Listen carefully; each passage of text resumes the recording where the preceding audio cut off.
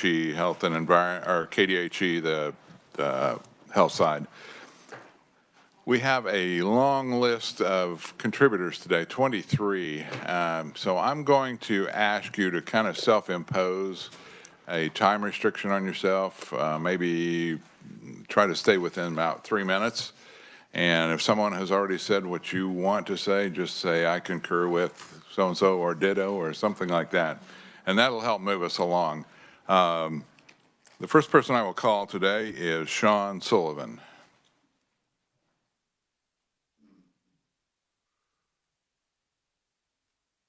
Welcome, Sean.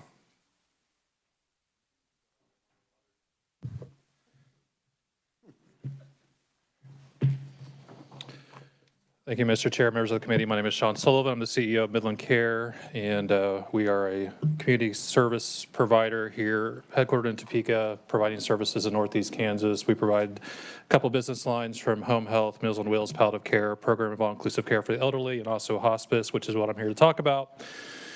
We have two different hospice lines of business. The first is one that we've done now for 45 plus years. We're one of the first hospices formed in the country and the state, called Midland Care Hospice. We are a nonprofit hospice that serves patients at home, serves patients in our hospice house or inpatient unit, or one of the 4 organizations in Kansas that have an inpatient hospice house, and also serve patients in facilities. And then we also started, middle of last year, a new hospice called Community Care Hospice, which is part of a joint venture with 13 nonprofit senior living communities in Marion, McPherson, Saline, Reno, and Harvey counties, with an office in McPherson.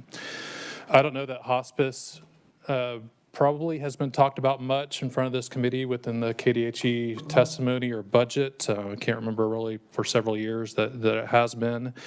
And that's because there's really not much Medicaid issues, or that many Medicaid issues with hospice services as a provider or program or people that we serve.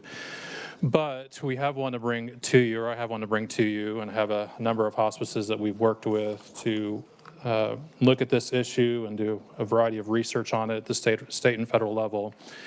And to try to simplify the explanation of this, hopefully you have testimony from me. On page 3, there's a chart of how reimbursement works for hospice patients that live in nursing homes, which is what we are asking the committee to consider to address.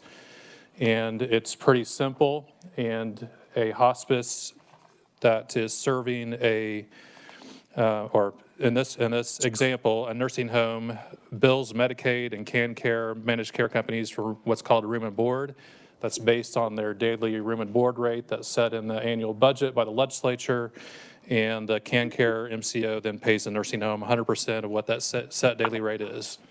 Fairly simple, oversimplifying it, but it's just nursing home bills, state pays nursing home. On the next page is where it becomes complicated if hospice is involved, and generally the people that we serve in a facility have both Medicaid coverage and Medicare coverage. So on the Medicare side, what happens is the hospice bills Medicare at the federal level. Medicare pays us. It's based on the 1 of 4 levels of care that's provided in hospice. And we get paid the same rate per day, whether the person's at home, whether in the nursing home, no matter where they are. It's not dependent on setting. On the Medicaid side is where it becomes complicated. So on the right side of that chart, the hospice bills the Medicaid, state Medicaid, CanCare, MCO for the nursing home daily rate. So if facility in your district's daily Medicaid rate that they get from the state or CanCare is $300 a day, the facility stops billing the state every day and every month for that rate once the day they go on hospice. The hospice bills CanCare $300 a day. The MCO pays the hospice 95% of that, or $285 a day. And then we go then and pay the nursing facility $300 a day, 100% of their rate. So we're taking a discount of $15 a day, or 5% on that. And that's essentially what we're asking to be addressed. That 5% discount has always been considered in the hospice world as kind of the cost of doing business.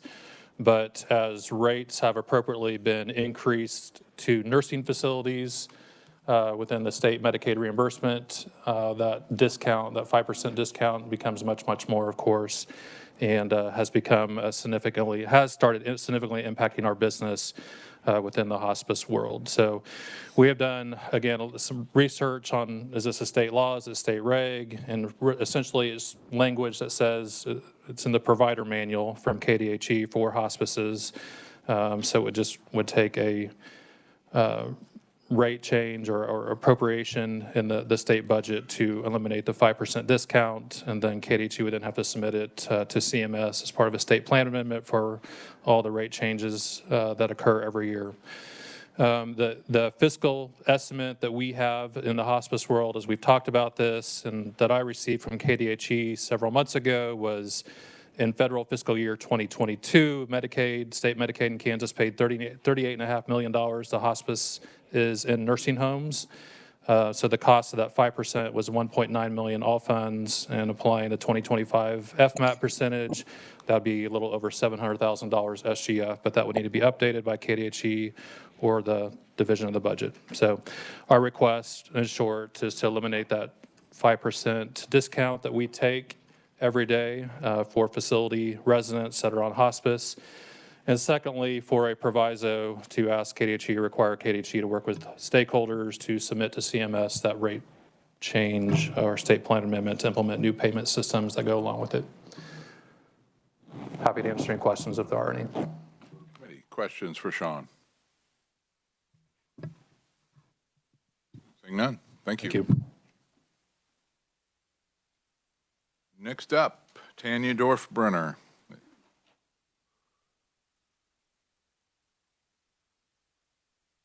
Congratulations and welcome. Congratulations to us all, right? Yes. It's a happy day. Thank you so much, Mr. Chairman. I'm Tanya Dorfbrenner. I'm the Executive Director of Oral Health Kansas, and we are the state's oral health consumer advocacy organization. Our color happens to be red, but it just seems appropriate for today as well. So I want to start by saying the committee has been a true champion of extending dental care to Medicaid, extending dental care in Medicaid to adults. Over 7,500 people were able to access dental care last year. And that's because of you, and I really want to thank you for that. I'm here, though, today to talk about an unintended consequence of the way the new Medicaid benefit is set up. So Kansas is the only state that uses a combination of value-added benefits, or VABs, and the Medicaid program for adult dental services. So the purpose of a VAB is to offer an additional service or an incentive. It's a way to promote healthy lifestyles, improve health outcomes, but it should be seen as something extra. In this case, though, it's really serving as the most basic preventive dental services, which are exams and cleanings.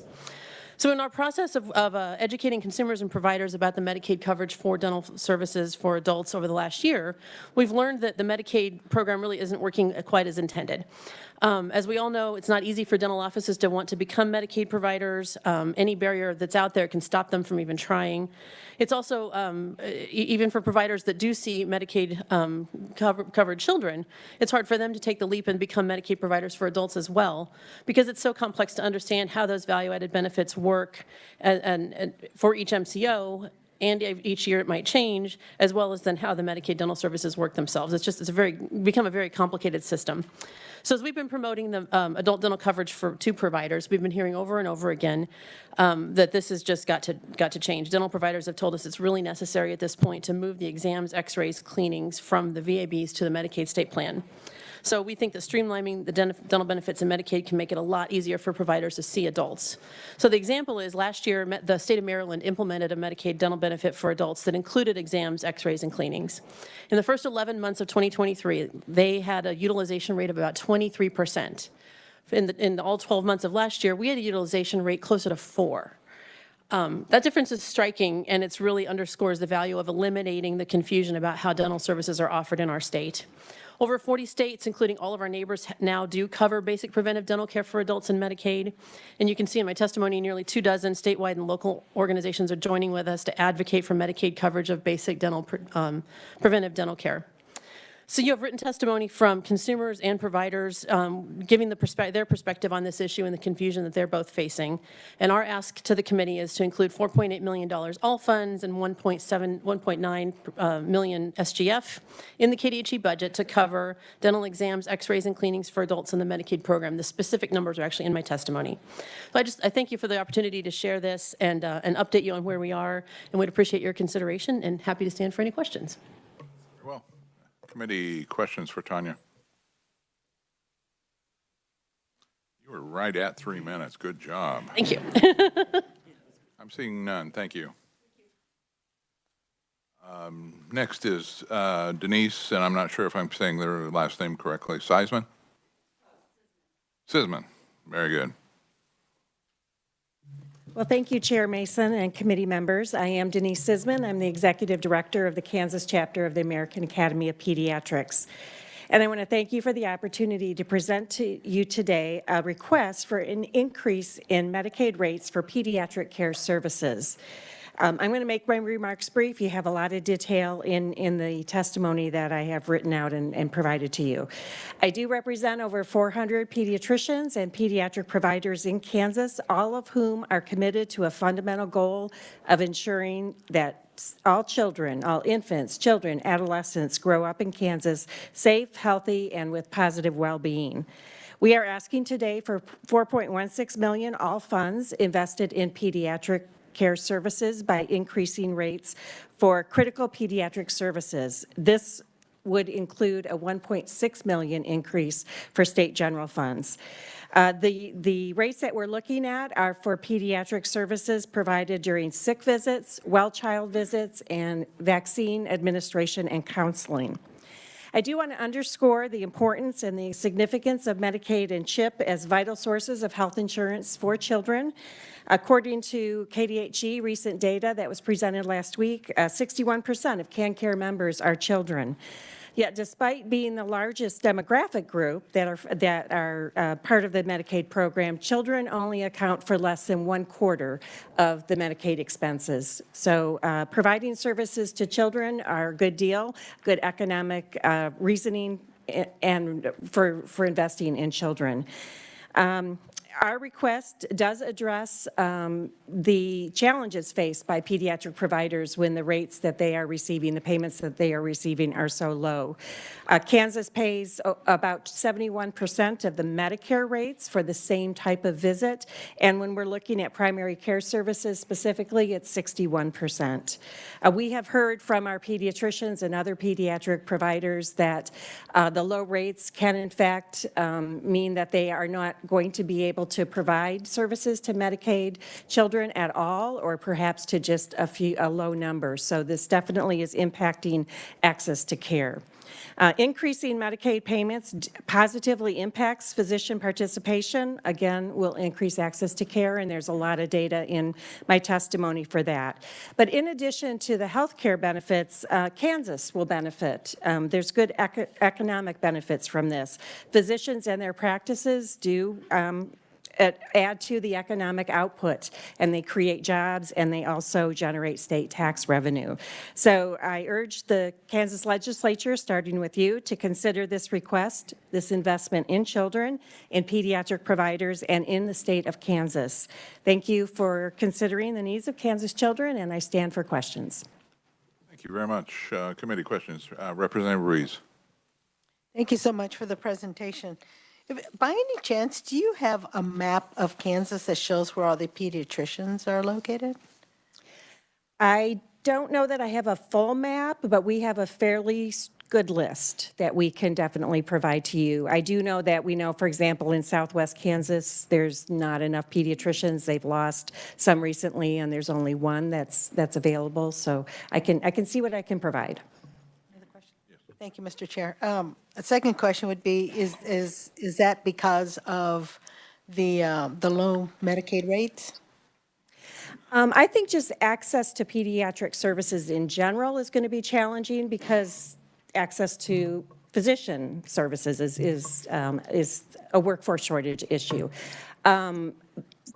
It is. I was at a meeting the other day, and there was a resident for KU Med in pediatrics, and he was saying, he comes from North Carolina, he loves Kansas, he wasn't, sure what he's going to do next, and he said, but what's happening with Medicaid in Kansas is leading me to believe that I might just go somewhere else.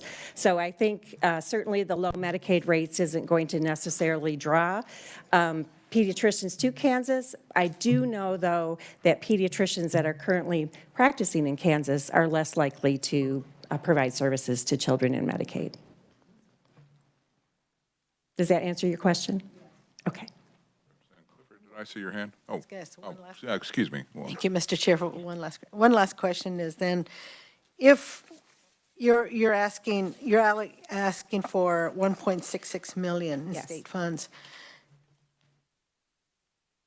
I know this is a silly question, but what kind of guarantee are we going to have that that we're going to have pediatric services continue in the state and it not continue to decline? Yeah, well, I would say that the pediatricians that I work with are all committed to serving children in Kansas. And if the rates are increased, they're more likely to be able to provide services to children in Kansas, as well as add to their panel the number of children in Kansas. In terms of recruiting, I think just overall, the more beneficial the environment is for pediatricians in Kansas across the board, including the economic impact, the more likely we can recruit. I can't guarantee, though. Yeah. I do want to, I'm sorry, I do want to mention that pages 3 through 6 provide the detail on the rates. Yes. Representative Clifford? Thank you, Mr. Chairman. And I didn't look at the detail, but what does this represent on a percentage basis as an increase to pediatric codes? Do you have a rough idea? Okay, can look at the rates. If we look at page 4, you're going to see the Kansas Medicaid rates compared to Medicare rates. And I'm sorry. Oh, you only go to page 3? Oh, I'm sorry. I will get the information to you. That would be helpful. So, for example, a sick visit for a new patient for minimal severity is basically $31 Medicaid, $43 Medicare. As you go up in complexity, it is going to be, with the complex problem, it's $136, $137 Medicaid, $207 Medicare. So I'm really bad at math. I could probably try to guess, but it's going to be wrong. Just provide us that information. Thank you, Doctor. Thank you, Mr. I Chairman. think that'll be important to know. I'm sorry. I do apologize for that. Yeah. Representative Barth? And thanks, Chairman Mason. And actually, the missing pages might answer my question, because I wanted to see, how do you get to that 1.66 million? I want to know how many children you saw the numbers for, the rates currently, and I want to see the math, and I wanted to see it by, you have 4 different categories, or not 4 different categories, 4 different types of procedures Yes. or classifications within the category of primary care physician services. So I'd want to see it by each of those too. Okay, yes, we can definitely there give you all the codes. The 1.66 comes from the KDHE fiscal note. So we can provide that at some point, right? Any other questions? Seeing none, thank you. Okay, thank you. I don't know. Can you hear me at all? Who's talking? Oh. Representative Ballard? Representative Ballard, yes. Thank you. All right. I couldn't figure out how to do it, and I'm on my phone doing this. But she said page, 3 was missing, page 4 was missing, and she's going to include that? That is correct. All right. The 1.6 million that she's asking for, I think the question I've heard is, what's the guarantee that we will have pediatric? But what's the biggest problem that you want us to solve right now? That's what I'm not clear on. Okay. Thank you, Representative Ballard. So we would like to have the rates increased for all of the codes related to well child visits, sick visits, and then administration and counseling for vaccines. For the well child visits, you did all increase that about 2 years ago. There is nothing, we don't have a comparable Medicare rate for those, of course, because that's for children. So we're looking at surrounding states, and the data that I have for you can show what our rates are compared to that. For the Medicare rates, we're looking at the comparison for the sick visits as well as vaccine administration and counseling. I believe the KDHE fiscal note had the increased rates for sick visits going up to 90% of the Medicare rates. Okay, that helps a lot. Thank you, Mr. I Chair. can't see you, so that. I may have one question. Sure, To kind of absolutely. dovetail on this. The pediatricians in Kansas, they're not compelled to take Medicaid patients, are they? No, they are not. So is part of this maybe an incentive to take more? Absolutely. I do know that they would like to serve as many children as possible. Very well. Thank you. Thank you very much. Okay, thank you. Our next conferee is via WebEx, and I will call Monica Ross from Tiny K Alliance. Monica, are you online? Oh. Wow, it's almost like you're in the room with us. It's so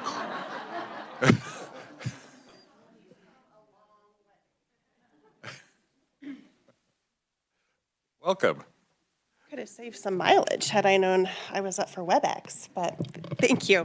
Mr. Chairman and members of the committee, I'm Monica Ross. I'm here in person, and I'm the coordinator of Johnson County Infant Toddler Services. We're the largest of 29 infant toddler networks that serve Kansas, and we provide 17 different special education services from children ages birth up until they turn 3. The reason I'm here today is to come before you and ask for an additional $2 million increase to our infant toddler services budget. One of the reasons that I'm here today, and I appreciate your time, is the nature of our infant toddler program is that we're required to serve every child who is eligible if the parents are interested in services. We do not have waiting lists, so once we receive a referral, we have 45 calendar days, including Saturday and Sunday, to process that referral, evaluate the child, and write the plan for that child to begin receiving services.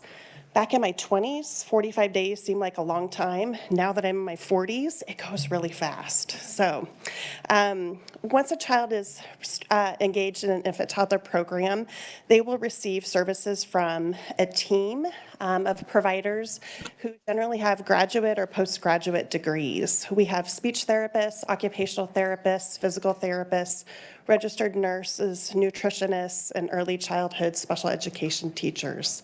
What we do is really come in to support the child based on where they are in their development and help teach the families what they can do to encourage that development on a day-to-day basis. We've had some really incredible growth over the last 10 years. I've been at Johnson County for 20 years myself. I started as a speech therapist and find myself as the director, but 10 years ago we served a little over 1,500 children, and last year we served a little over 2,500 children. So it's a really big increase in the number of infants and toddlers we're able to support. One of the biggest challenges for our particular setting is that infant toddler programs provide services year-round. So we don't have summer breaks. 2 months, 3 months is a long time to stop services. So really our biggest competitors when it comes to staffing, we're competing with other settings like medical settings, private practices, doctors, hospitals that also have 12-month employees. However, because of our funding and the nature of services, we're not able to compete at that level of reimbursement and payment. So we struggle with retaining staff. We also struggle competing with school districts, ironically, because they have summer breaks, and oftentimes professionals like that, especially if they're working moms, and again, providing services year-round makes that tricky. So we really are really looking at trying to hire and retain our staff that want to work in pediatrics, but also work alongside parents and caregivers.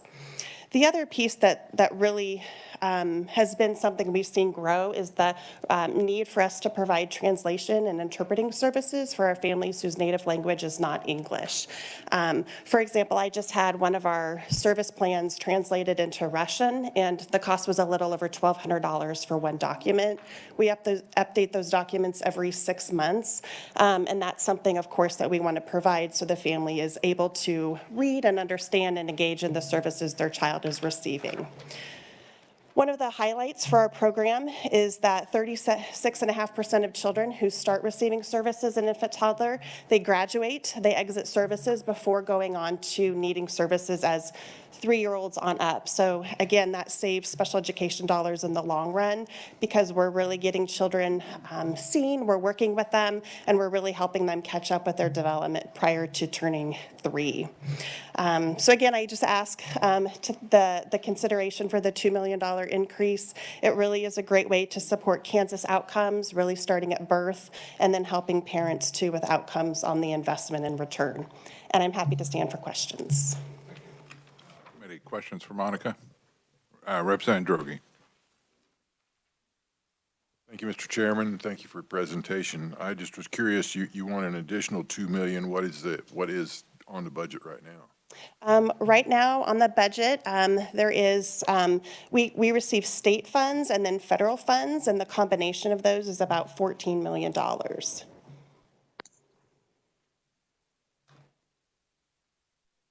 you. Committee, other questions?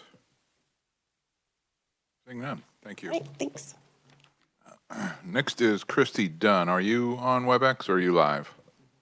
Hi there, can you hear me? We can hear you, can't see you yet. Oh, okay. Well, voice works. That's pretty much what I want you Now guys we to can hear. see So you. that's all right. Okay. Welcome.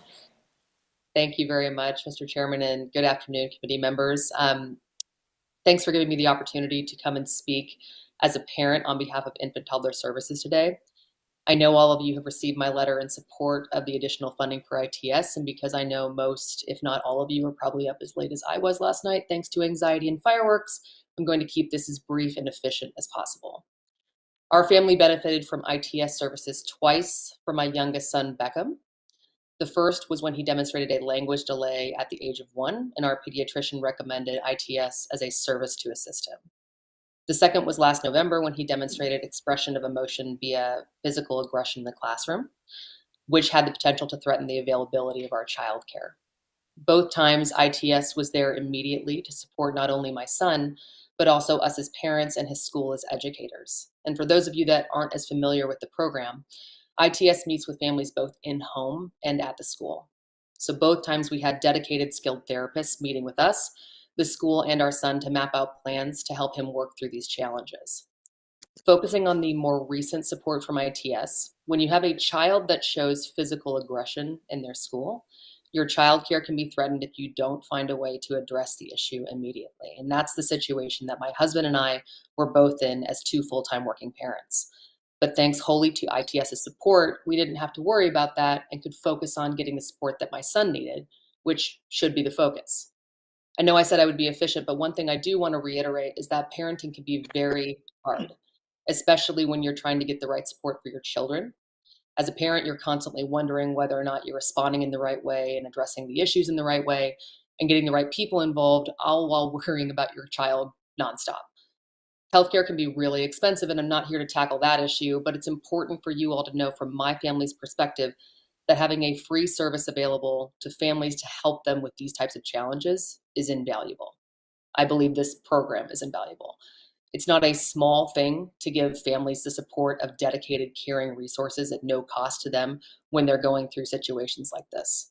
It's not a small thing to give children access to early intervention so that they can continue to learn and thrive with the appropriate assistance. And you all continuing to support ITS while recognizing the increased need for this program by likewise increasing its funding is one clear way that you show your support for Kansas families like mine. One note that I did want to make following Monica is that the graduation rate that she had mentioned, my son turns 3 March 5th. We just met with the Shawnee Mission School District today, and they have determined that he is ineligible for services, which is a good thing. It means that the services that ITS provided my son are no longer necessary from the special education services in the schools. So I'm happy to say that. I do appreciate your time, and I do want to say thank you again to ITS for all of its support to our family. Thank you, Christy. Let's see if there are any questions. Committee? I see none. Thank you very much. Thank you. Next up is Sonia Backus with Community Network of Kansas. Community Care Network of Backus, or of Kansas, excuse me. Sonia, welcome. Am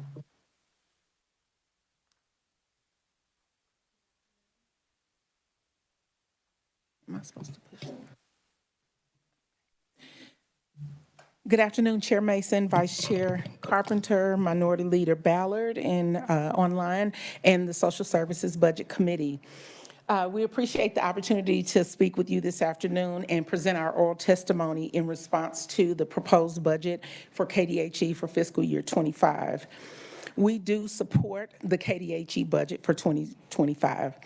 As a quick reminder for the committee and a primer for any new members, Community Care represents and supports a network of 28 community health centers and community-based safety net clinics across the state, providing high-quality, accessible whole-person care, including medical, dental, pharmacy, mental health, substance use disorder, case management, and other wraparound services, including transportation and some other social and economic needs. All of these services are provided regardless of ability to pay. Our network in total provides care to 1 in 9 Kansans. Nearly 346,000 patients were served through more than 1.1 million visits in 2023. Most of those are under 200% of the federal poverty level.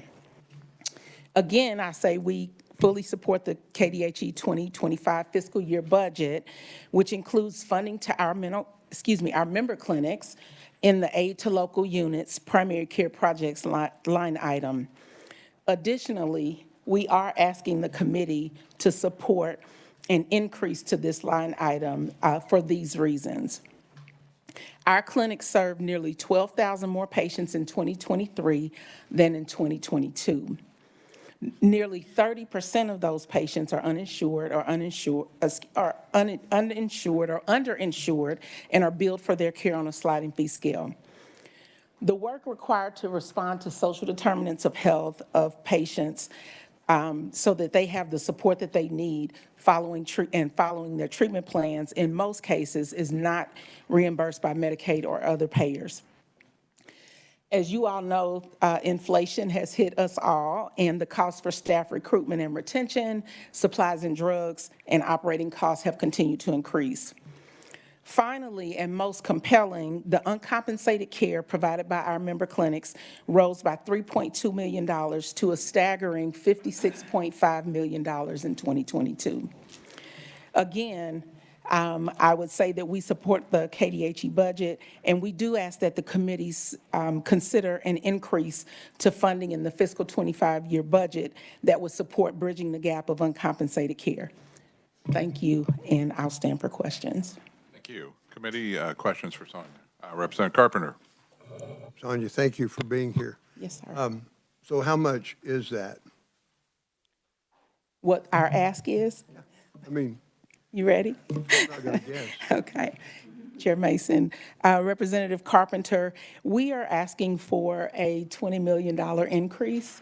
And how we got to that number, if you'd like to know how we got there. Okay. 20 million all funds, 20 million SGF. Yes, sir. All right. Committee, other questions? Yes, I have one online. Representative Ballard. Whew. Boy, the 20 kind of took my breath away. But let me say, how many Medicaid patients do you serve? So about 30%, close to 30% of the 334,000 patients that we see are Medicaid. So well over 100,000 patients. Okay, so that would be on Medicaid? Yes, those are the patients that would be currently on Medicaid. Okay, and I heard you say that you served 12,000. Did I hear that correct? More than you did the previous year? Yes, ma'am. Okay, so let me just ask the question just plainly. How can you justify asking for 20 million? So our uncompensated care is $56.5 million. And our current funding is at $15.8 million. So an additional 20 million would put us at about 63% of that uncompensated care. So we're really working to make up as much of that difference as possible for all those reasons that I mentioned. And of that 20 million, where would the bulk of that money go to? Any particular area, increasing Medicaid, or doing something like that, or just overall? All of those dollars would go to support the care of the uninsured and underinsured that create that uncompensated care gap. And so, Okay. and it would be distributed. There's a KDHE team that works with us to determine, based on the size of the health center in terms of patients served, uninsured patients, patients under 200% of the federal poverty level, and quality metrics. And so that's how those dollars are distributed across all of the primary care clinics. Thank you very much for being here. And I don't want to be this mystery person, but I'm calling on my phone, so that's why you don't see my face. But thank you so very much. Thank you. Thank you. Okay. Any other questions? Representative Barth. Those were great questions from Representative Ballard. Hi, Sonia. Okay, so the uninsured, you said is to support the underinsured and the uninsured to cover the gap in reimbursement, but what is that specific gap? I would like to have numbers on that. Like, what is the gap we're solving for? Because I feel like I don't have a clear picture of what would be that gap, because do you have any information on that? Representative Barth, so that $56.5 million in uncompensated care, that's the number that we're trying to solve for. Was that reimbursement rates? Is that, what is it that is it, the gap from, like, what is the gap cause? It's mostly uninsured patients, patients who are on the sliding fee scale, and many of them, some of them pay, for example, if a health center's if their nominal fee is, say, $20 for each visit, and a patient who's at 100% or less of the poverty level, they would end up paying nothing but that $20. And then patients who are at higher percentages, up to 200%, would pay that $20 plus a number based on a percentage of their based on their income.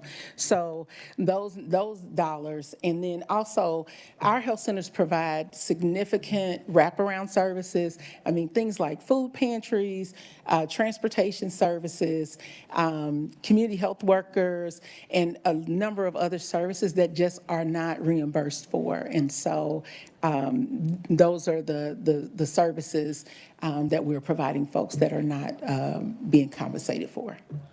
I guess I'd have one other follow-up question, if you don't mind.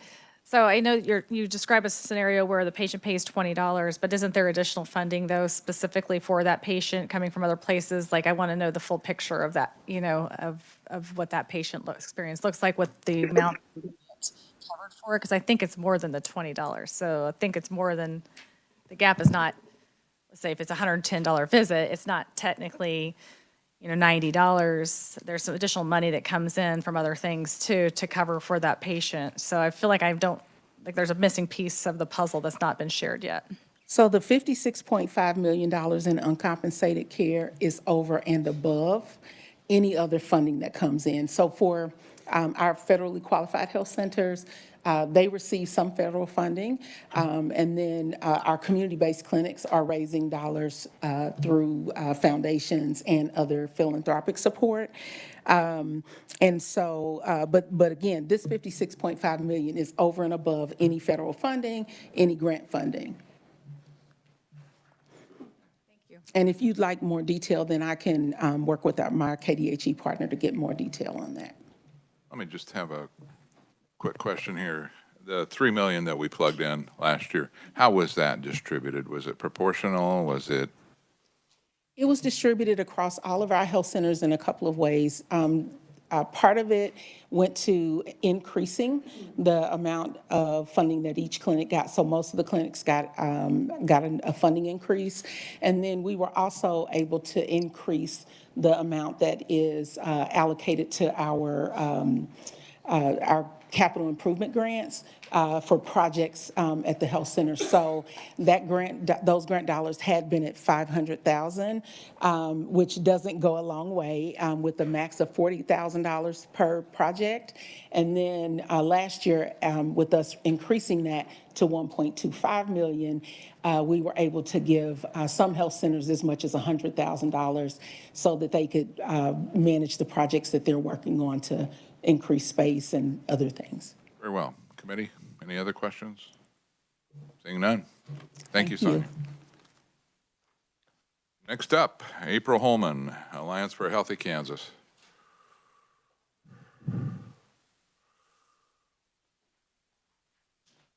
Welcome to committee. Thank you so much. Thank you, Mr. Chair and members of the committee, for allowing me the opportunity to ask for your support for retaining funding in the budget for Medicaid expansion. My name is April Holman, and I'm the Executive Director of the Alliance for Healthy Kansas. The Alliance is a broad-based statewide coalition, among other things, of organizations that have come together. We have over 130 organizations who are part of that coalition at this point, and we are all joined in the effort to make sure that Kansas is one of the next states to expand eligibility for our Medicaid program. The governor's budget contains funding for Medicaid expansion, including a portion of the one-time signing bonus that the state would receive from the federal government for enacting expansion. We believe that expansion will reduce healthcare costs for everyone, protect Kansans from medical debt, fix eligibility limits, which are currently too low, support the Kansas workforce, and make Kansas more economically competitive, protect and strengthen rural health care, and help to address the general workforce shortage in Kansas. The overwhelming majority of Kansans want to close the coverage gap so that low-wage adults have access to health coverage they can count on if they don't have access through their employer. And Kansans want a long-term solution to the health care coverage gap.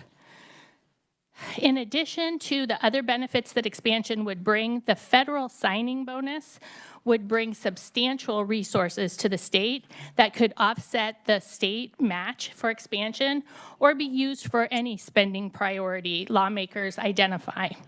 In fact, the governor's budget includes $92.5 million in this signing bonus in the FY 2025 budget, while the cost of expansion is estimated at $30.7 million from the state general fund.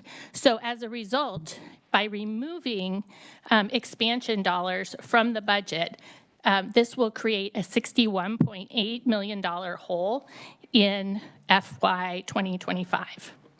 I respectfully request that you retain the funding for Medicaid expansion in the budget to allow time for the substantive law change necessary to enact expansion to take place. And we have been told that there will be a hearing after the turnaround for the expansion substantive bill.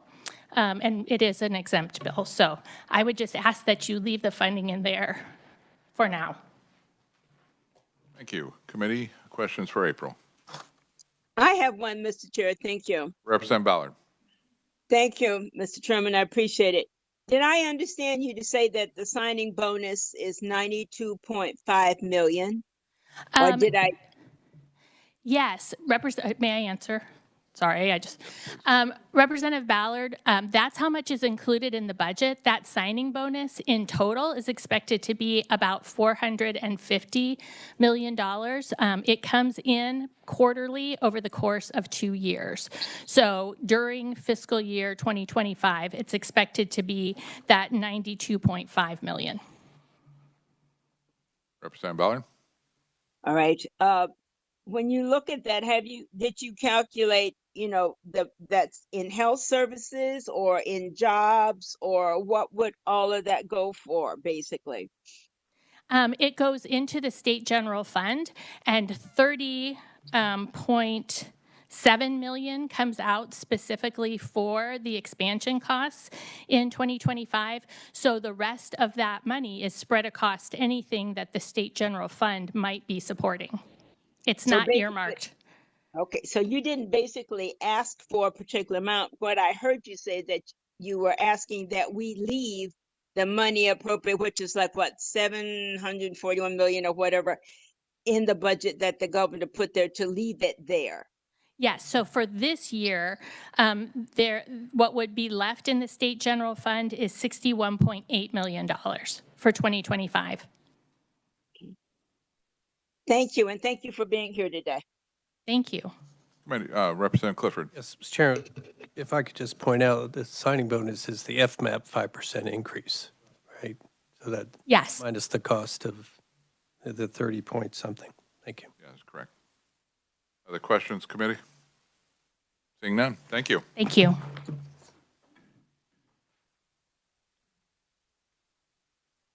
Next up, Heather Braum with Kansas Action for Children.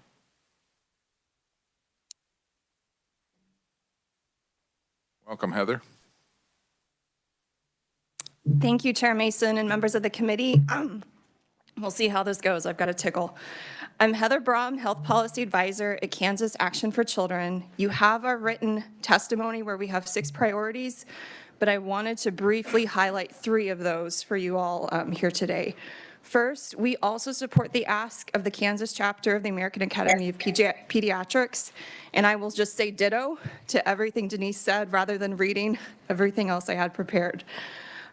Next, we support the agency request from KDHE to add more staffing to KDHE Medicaid operations to improve accountability and oversight of the CanCare program. As the state has navigated the massive unwinding and renewal process over the last year, advocates needed timely access to enrollment and eligibility data, particularly for how kids were faring. We have periodically received some of the requested data. However, we learned along the way that some of the data requests took a lot more time due to staffing shortages or lack of necessary database querying skills. We hope this staffing increase that the agency has requested will improve agency responsiveness to CanCare data requests, as well as add needed staffing to better hold the MCOs accountable. Finally, we support the inclusion of the appropriations needed to expand CanCare, as you've already heard from April. And specific to kids and families in Kansas, we wanted to share that Medicaid expansion would address the coverage gap for more than 13,500 Kansas parents and would indirectly lead to more Kansas kids getting signed up for Medicaid. We also could see fewer children in foster care, based on analysis from the Kansas Health Institute. Expansion of Medicaid would ensure most moms-to-be who are already eligible for Medicaid during and after their pregnancy have continued access to health care coverage before pregnancy. Expansion could also have a positive impact on some of our workforce shortages, including in childcare and direct support workers, jobs that serve some of the most vulnerable populations in our state. I hope that the priorities that I shared are key considerations as you seek to help kids and families in our state as part of your deliberations. Thank you, and I'll stand for questions at the appropriate time. Very well. Committee questions. Representative Clifford. Thank you, Mr. Chairman. That operations and eligibility, now the governor had recommended partially funding that. Are you agreeing with the governor, or are you recommending the whole amount? I have just what the agency shared a few weeks ago, which is the 9 FTEs. I don't have the governor's recommendations right in front of me. That's it. Okay. You have it right. Yeah. It's number 11, the 2025 budget. Thank you, Mr. Chairman. Committee, other questions? Seeing none? Thank you. Thank you very much. Next, I believe, via WebEx, Dennis Krzel, Johnson County Department of Health and Environment. Dennis, are you with us? I am. Can you hear me? I can hear you. Now I can see you. All right. Proceed. Hopefully I'll pop up eventually. If not, it's all right. I've put on this tie for nothing. But thank you, Chairman Mason and members of the committee. Dennis Krzel, I'm the Deputy Director for Johnson County Department of Health and Environment. And overall, we're quite supportive of the governor's proposed KDHE health budget, but we are asking for 2 enhancements that are backed by 2 other organizations. The first is the what we call state formula funding. And so the Kansas Association of Local Health Departments, I think, is going to talk to you in a little bit about this, but this would be for the committee to consider adding $843,493, all via SGF, to aid the local health departments for statutory formula distribution as listed under KDHE's Division of Public Health. This committee and actually the full House backed the full, we've been trying to catch this up over the last few years, and we have been making progress for inflation and population changes since the early 90s when the funding was originally established at a long, almost 3-decade lull or steady amount. That got whittled down to 800,000 last year with the negotiations with the Senate. And we appreciate that funding, but this 843,000 would finish off that catch up. And then the second enhancement we are wanting to support, in addition to what's in the governor's budget, is what Oral Health Kansas just spoke to you about regarding the 4.8 million via all funds, 1.9 million of that from the SGF for strengthening the adult dental benefits. So I won't belabor that one. I will stand for any questions that you might have, but otherwise I'll let you move on from me. Okay, committee questions for Dennis. Seeing none. Thank you, Dennis. Thank you. Next up, Deb Both with Rainbows United. Welcome.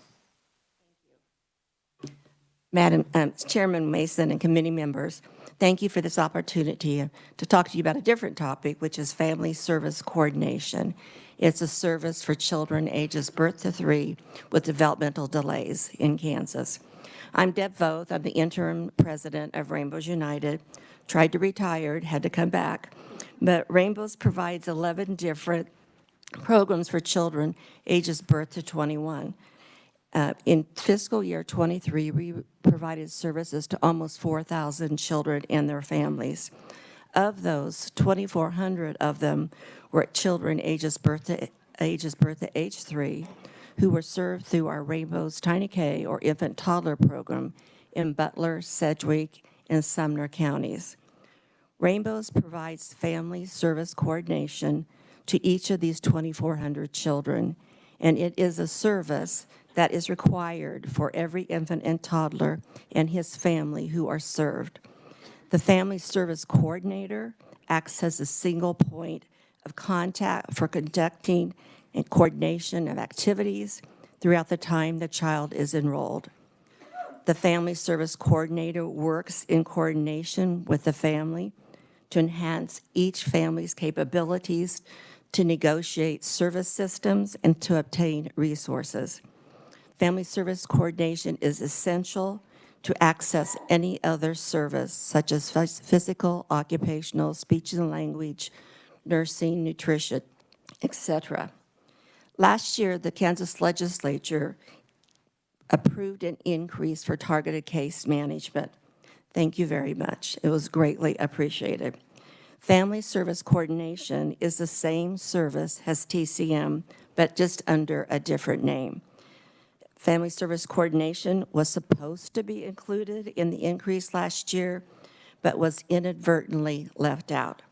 We believe if legislators had known of this at the time, family service coordination would have been included in the increase too. No one I have talked to knows when the last time family service coordination has been increased. TCM, the last time was in 2008, prior to last year. The current reimbursement is $10.60 per unit or 15 minutes. Last year, the TCM rate was increased to up to $18.75 per unit or 15 minutes. The rate increase in loan would result in Rainbows receiving approximately $100,000 more in billings. And when the project total increase is anticipated for the 29 networks across the state, it would be about $600,000 to $700,000 in state dollars to match federal dollars that would come in with that. We respectfully ask that you consider this unintended mistake that happened last year. I think part of it is that TCM is provided through the Developmental Disability Program under KDADS. Family Service Coordination is provided through the Department of Health and Environment through the Kansas Infant Toddler System. Ready for questions? Yes, sorry. Committee, questions? Mr. Chair, Representative Ballard. clarification, I'm sorry. You said it was an oversight, basically, but I didn't get your complete ask. What were you asking, please? We're asking for the TCM rate last year was increased by 75%.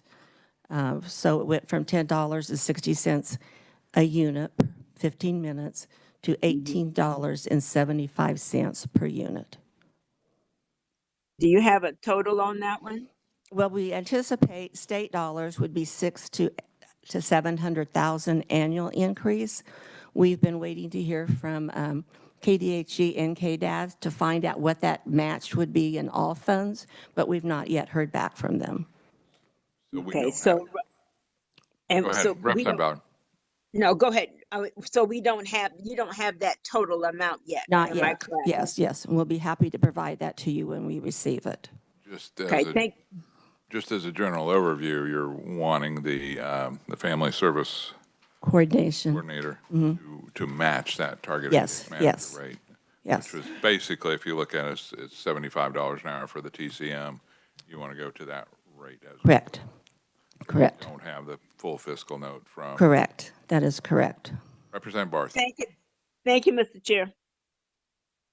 Thank you, Chairman Mason, and thank you. So I guess my question is more so, I heard you say in the beginning is family services, birth to 21 years, and is it only for disabled children, or is that? The Family Service Coordination is for children birth to age 3 who are served through our infant toddler statewide program. And we have 29 networks who provide those services across the state. It is the one service that is required for all providers to provide to families and children. And it is for children ages birth to 3 who have developmental delays. My only other question is, why are you separate from KDADS and Well, the two programs are administered through two different agencies. So we provide case management for kids up to age 21, but it is through the Intellectual and Developmental Disability Program under KDADS. Infant Toddler Program is administered under Health and Environment. Okay, that's where I got the 21 years from. Yes, yes. All right. Yes. Thank you. And if I could add on to Monica Ross's testimony about the $2 million increase, Rainbows currently has a 21% vacancy rate in our professional staff serving our infant and toddler population. Very well. Committee, other questions? Seeing none, thank you. Thank you. Next up, Megan Skaggs, Health Access, Topeka.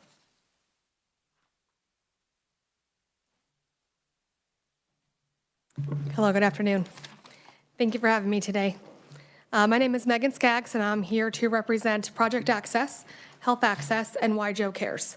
These are nonprofit organizations that coordinate donated health care to low-income, uninsured residents of Sedgwick, Shawnee, Wyandotte, and Johnson counties.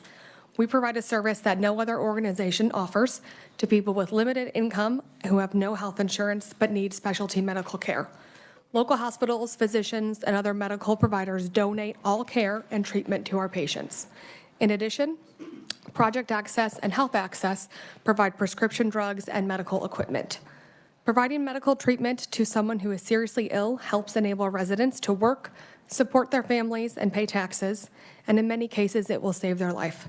It also decreases the unnecessary and costly use of emergency departments and reliance upon public assistance.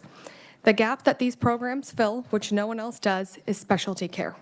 Medical issues such as heart disease, cancer, or joint replacement can't be treated in a safety net clinic, and it cannot be treated in an emergency room. It also can't be done by a single physician. It requires the local partnerships that Project Access, Health Access, and WIJO Care provide. For example, when an oncologist is willing to treat a cancer patient for free, there's often corresponding need for surgery. Surgery requires a hospital, an anesthesiologist, nurses, and other support staff, and the patient will likely need medications, which can be incredibly expensive. Our programs coordinate and bundle all of this care, which is all donated by these medical providers. Since our programs were founded, we and our partners have served 46,691 patients and provided over $623 million in donated health care and over $12 million in prescription assistance and durable medical equipment. This is a remarkable testament to the generosity of our medical communities and their desire to help those in need. All of our patients must meet income guidelines and not currently have Medicare, Medicaid, CanCare, or any other health insurance. Most of our patients are employed but work in low-paying jobs that don't provide health insurance or don't offer insurance that is affordable. In addition to the provider partnerships, another strength of our program is funding partnerships. City and county governments, foundations, United Way, and individual donors come together to support our programs, helping cover administrative cost and prescription programs. Every dollar of the support leverages more than $15 in donated care. We are here today asking the state to join us in this partnership. We request that the Kansas Department of Health and Environment budget include $550,000 to be split between Project Access, Health Access, and WIJO Care. Due to the nature of the work done by our programs and the population we serve, there are no options for third-party billing for work done by our organizations. This funding would strengthen our programs and enable us to continue to provide critical and, in many cases, life-saving care. We hope you will support this request.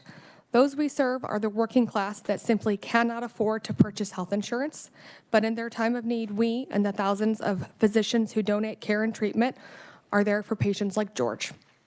George is a 57-year-old man living with asthma and COPD. George came to Project Access this year in need of help to manage his asthma, COPD, and medications he takes to survive.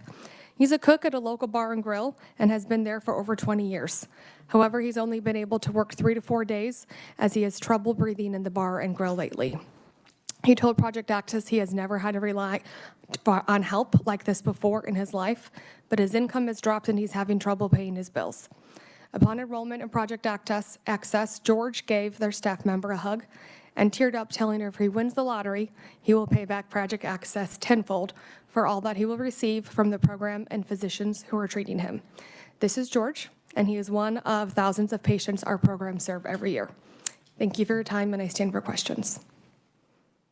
Representative Clifford. Megan, thank you. How are patients referred to you? We are very well connected with the hospitals that we serve each locally.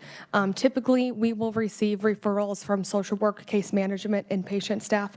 We also work quickly with the FQHCs in our communities and get often referrals from them. Thank you. Thank you, Mr. Chairman. Representative Droege. Thank you, Mr. Chairman. I have a question on your 46,691 patients. Over how long a time was that? That's about 20 years since we each have been founded, each a little maybe off by a year or two, but that's a good number. Other questions, committee? I have a question. Representative Ballard. And looking at, I remember part of this from last year, but I would also say to you, since everything is bundled, and am I correct, you rely almost totally on volunteer services? Yes, I would say we rely basically 100% on volunteer physicians, mid-levels, nurse practitioners who donate their time to our patients. And so am I correct also, if I remember correctly, that you do perform surgeries? Mm-hmm. Yes, that's correct. So you have surgeons that are volunteering.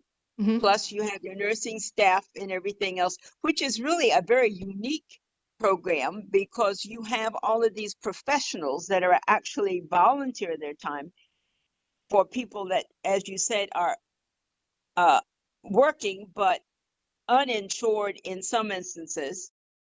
And yet, are they screened sufficiently? Which is what people would want to know. Yes, we screen all of our patients on income. Each program works a little bit differently. I am here with, on behalf of Health Access, Project Access, Why Joe Cares. Health Access, we limit 150% of the federal poverty guidelines. And when we enroll patients, they are required to submit their previous 4 weeks of income. That is how we qualify patients. And then we will renew them each 6 months. And every 6 months they requalify, they have to resubmit their financials. And the other programs work very similarly to how we do. And if I'm correct, since I've met after you from last year, 2 people that are physicians that actually volunteered in this program, you have a lot of physicians recurring, not just one shot and leave, but they continue to do this and share it with each other so that that's how you get more physicians and nurses available. Am I correct? Yes, typically physicians will accept between 15 and 25 patients per year that they will donate care to. Okay. Thank you very much. I appreciate your being here today. Thank you, Mr. Chair. Committee, other questions? Seeing none, thank you. Thank you. Next, I would call Claudia Ferraro, President of Ascension Via Christi. Welcome.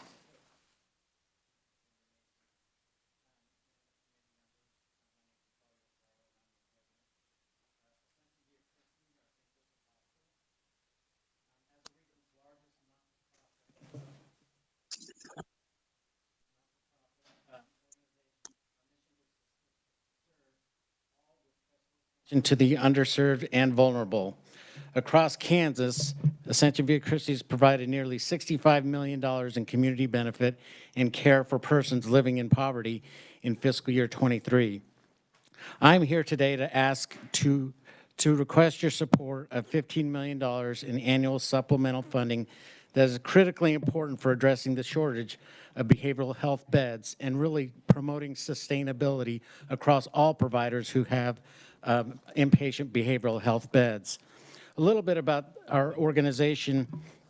As far as our inpatient and our emergency department, our inpatient beds make up about 101 of the state's 342 private beds that are dedicated to behavioral health. And those 101 beds, continue to be at 95% occupancy, so they're completely full.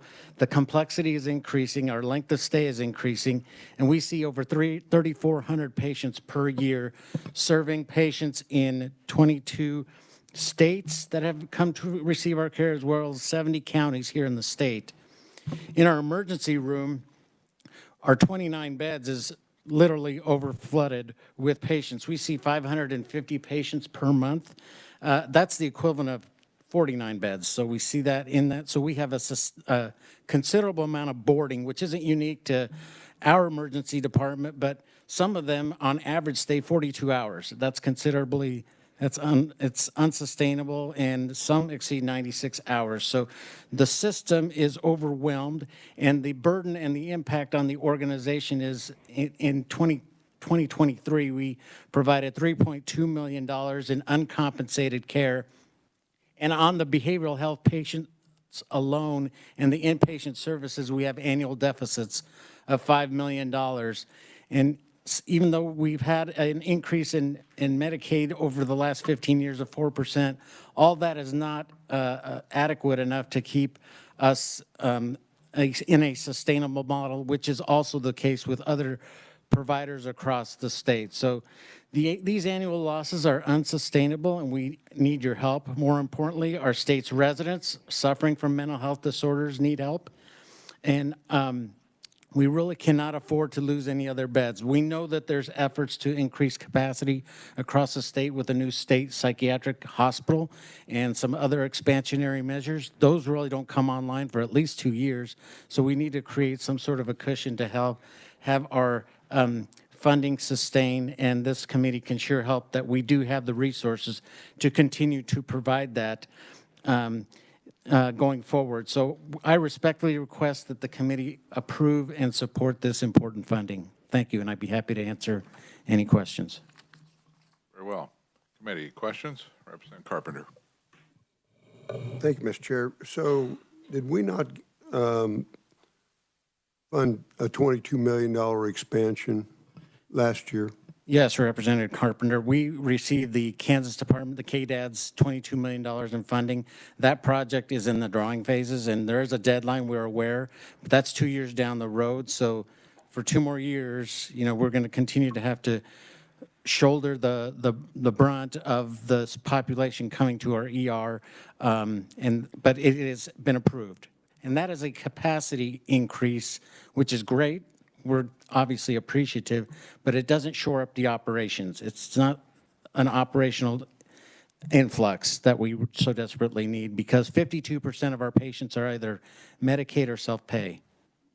Very good. Thank you. Thank you for that. Representative Reeves. Thank you for your presentation. What other sources of income is the hospital getting? I mean, like, is there anything with the county, any county funding coming from county commissioners or anything like that? So obviously traditional levels, traditional avenues of funding, private pay, insurance, et cetera. I mentioned that 52% of our patients are in these other 2 categories. We have done some philanthropy. We, as a not-for-profit Catholic institution, we do have philanthropy that has helped some. I would say that we are going to work collaboratively with the city of Wichita and the county, Sedgwick County, to also shore us up as well, because we know this is a community effort. We work extensively with ComCare and others in the Sedgwick County region to provide services. Thank you, Mr. Chair. I don't know why I thought I heard that Via Christi was no longer providing mental health services. Is that? That is not true. Okay. We are probably the where largest provider in the South Central region, and like I said, at least 30% of the inpatient beds I think in the 7-county area, we're 54% of the inpatient beds. So we do have quite a bit of footprint, and we do serve many Kansans. Thank you, Mr. Chair. Do you have patients there who are waiting to go to a state hospital, but they're staying there at the hospital? We do. And there's some compensation that is being received from the hospital? We do have the SIA patients. Yes, and patients. Some of them are better suited to go to Osawatomie or Larned, but they're at capacity, so we have to care for them, and we do get reimbursed for them, but they're really meant and should be in those other organizations, especially the most acute. Last year, I mentioned, I think we had 174 patients, but yes, we do treat those patients and are compensated for them. Do you have that figure with compensation? If I stated it, I might probably be wrong. In my head, it's $1,200 a day, but I could be wrong on that. Yeah, I think. And we can follow up and get you the accurate number. Okay. All right. Thank you. Yep. Committee, other questions? One quick one for me. The $15 million that you're requesting, is that specific to Ascension, or is that behavioral health beds? No, Mr. Chairman, this is really working collaboratively with other organizations in the state that have these private inpatient beds and working to find a formula that would be an equitable shoring up of all of us, especially during these times where that extra capacity is not online. Noted. Thank you. Any other questions? Seeing none. Thank you very much. Thank you. Next up, Tanya Kane, Child Care Aware of Kansas.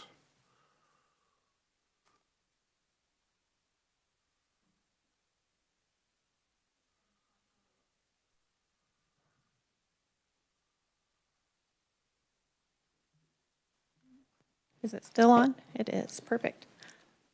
Good afternoon, everybody. Chair Mason and esteemed members, thank you for the opportunity to provide testimony today over the KDHE Health and Environment budget. My name is Tanya Kane, and I'm the interim executive director for Child Care Aware of Kansas. Child Care Aware of Kansas leads the network of child care resource and referral agencies across the state. Our network is on the front lines each and every day, working to connect families to childcare, partnering with childcare providers to enhance their childcare businesses. The KDHE budget items I'd like to talk to you about today are not just about numbers. They represent an investment in the future of Kansas children, families, and child care providers. They underscore the critical importance of quality child care opportunities and nurturing environments that foster healthy development right from the start. One essential aspect of the KDHE budget that I urge the committee to prioritize and keep in the budget are the health and safety grants for child care providers. Presently, Kansas meets less than 50% of the child care demand, illustrating a pressing need for supporting this budget item. Child care providers play a central role in their communities. They face both fulfillment and challenges in their profession. The health and safety grants serve as one of the links to assisting these programs in meeting basic health and safety requirements. The impact of such grants is evident as expressed by just one child care provider when she told us that getting this health and safety grant for my daycare was so incredibly impactful for the safety of children in my care. Because of this grant, I was able to open sooner than originally thought. My playground and deck railing are now safe for all kiddos to enjoy and play. I was able to quickly pass inspection and able to provide a perfect play outdoor area for my kids. These grants are able to enhance the safety standards of child care facilities and facilitate their timely opening, benefiting families across Kansas. Furthermore, I'd urge the committee to consider the importance of the digital fingerprinting devices within the child care system. Parents entrust entrust child care providers on the well-being of their children. Digital fingerprint device would streamline the background check process, eliminating the hassle of physical fingerprinting cards and mail-in submissions. By establishing central hubs for fingerprinting procedure, KDHE can provide greater accessibility for child care providers who often already work long hours, making the fingerprint background check process more accessible and assisting child care providers in fulfilling their obligation and increasing this with ease and efficiency.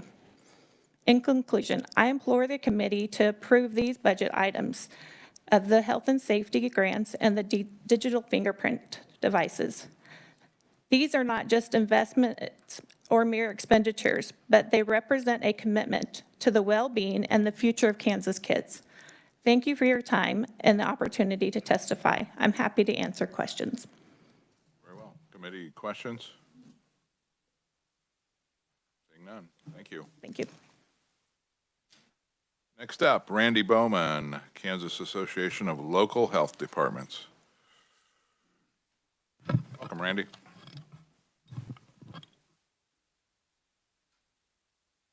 Thank you, Mr. Chairman, members of the committee, for the opportunity to appear today. First time before this committee, so good to meet you all. Again, I'm Randy Bowman. I am the new executive director for the Kansas Association of Local Health Departments. CALD is the member organization for our 100 health departments covering all 105 counties here in the state of Kansas. One of our members, Mr. Creasel, testified earlier, so I'm going to condense my comments accordingly with that, but I want to hit three quick items, if I may. First, we do support the overall request by KDHE and the governor's budget recommendations. Encourage you to take action on that. That infrastructure and support of KDHE and the staff is very beneficial to our local health departments across state and to the delivery of public health to our Kansas citizens. Second, my understanding from talking with KDHE budget staff is that the proviso language that this committee has done about the last 3 years to increase the base amount for each health department from $7,000 to $12,000 is in the budget bill. I want to take time to intentionally mention it today just because I have understood from my past how sometimes those things can fall through the cracks. So thanks for your assistance in helping staff when the final budget bills get written. Then Dennis talked about this, but I'll make a couple additional comments. Yes, we would ask you again to please keep increasing your commitment to local health departments in the tune of $843,000 this year. Your increases the last 3 years are very beneficial and very much appreciated. I would also encourage you to think about how that is funding provided by the state. It means less funding has to come off local property tax dollars by county commissions to support health departments. And I think that's a pretty universally recognized challenge in the state of Kansas is the property tax rates that we all pay for our homes and our businesses.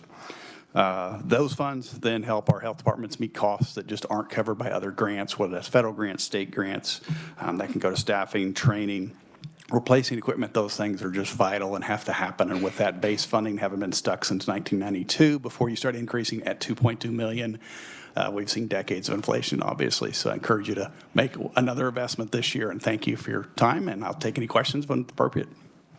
Very well. Committee questions? Seeing none. Thank you, sir. Next, I would call Tara Mays to the podium. Kansas Hospital Association, welcome. Good afternoon, Mr. Chairman and members of the committee. I am Tara Mays with the Kansas Hospital Association. It's a pleasure to be here with you this afternoon. Wanted to provide you just a perspective from our 122 community hospitals, one of which you've heard from this afternoon. As we travel throughout the state of Kansas and we hear from our hospitals, two major things really seem to percolate to the top of their list. One is workforce, which we know we are not alone in that. And the other thing that we hear from our hospitals, which I think you heard about here this afternoon, is really financial challenges. And those are across the spectrum in terms of how and what services we provide. Just as a reminder, we cannot not accept Medicaid patients. And so every patient that comes to our door, we have to provide services to, regardless of their ability to pay. With more than 73% of hospitals in Kansas have had a negative operating margin in 2023, and we know that 2024 so far has really not been easier financially. On average, our Kansas hospitals hold about 62 days cash on hand. Now, nationally, when you take that number, it's about 265. So we know that our hospitals in the state of Kansas are struggling and they're facing some very unique financial challenges. All at the same time, as you've heard here today, our expenses have continued to increase. In fact, by more than 35% just in the past 3 years. And so we are not insulated from that inflationary cost and how it impacts our hospital budgets.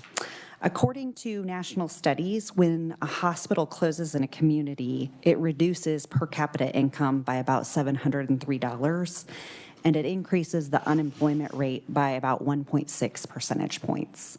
We know that hospitals across the state that have had to close, it also impacts the ancillary employers, because employers have to have insurance policies, especially if the people that are working in their facilities and factories are doing work that is difficult. And not having an emergency room nearby creates some problems with them being able to get insurance for their companies. So just want to flag that we have been hearing about that throughout the state of Kansas.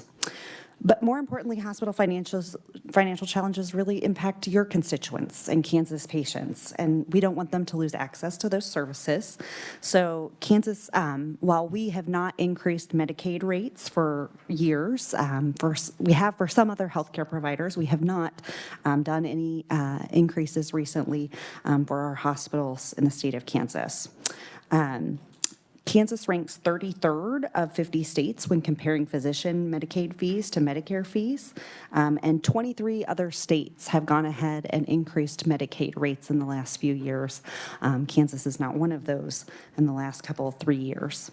So we encourage Kansas to consider all the ways that you could potentially help us as you look to the KDHE budget and things that you might look to invest in. I don't have a specific ask for you here today, but I would flag that Medicaid base rates are about 40% of Medicare rates.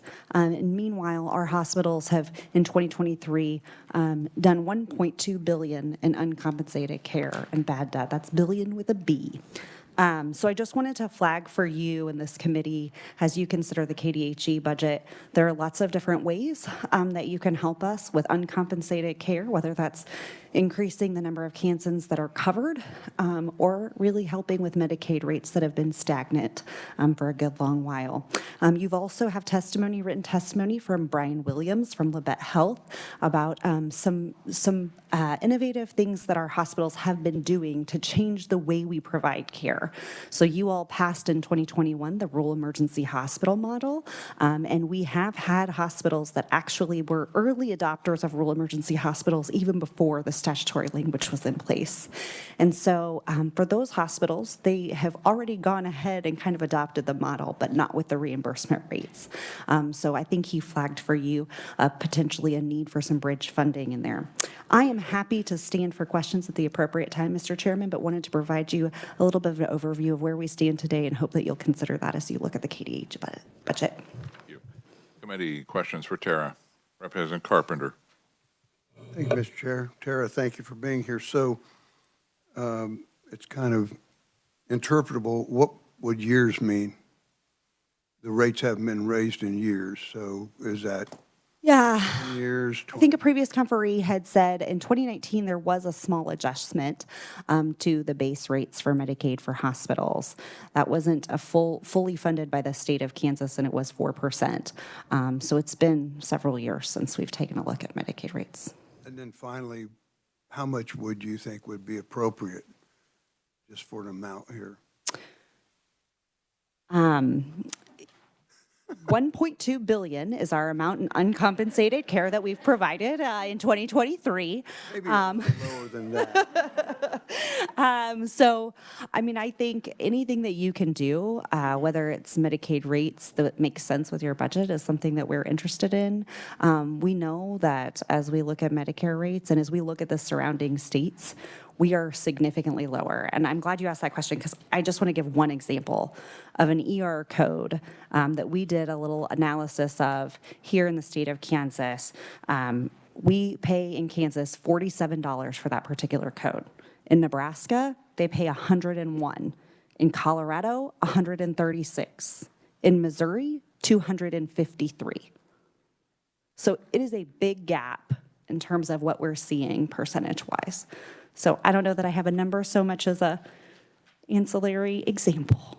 Well, I just want to say, as we've learned a lot since we've tried to do these codes, it's not entirely accurate just to target one code like that. There's a lot of usage issues. I mean, we could do 10 times that code if it was only used one time a year. I mean, so it's complicated. Thank you. Committee, other questions? Thank you, Tara. Thank you. Next up, via WebEx, I believe, Bill Rowe with Equifax. Wow.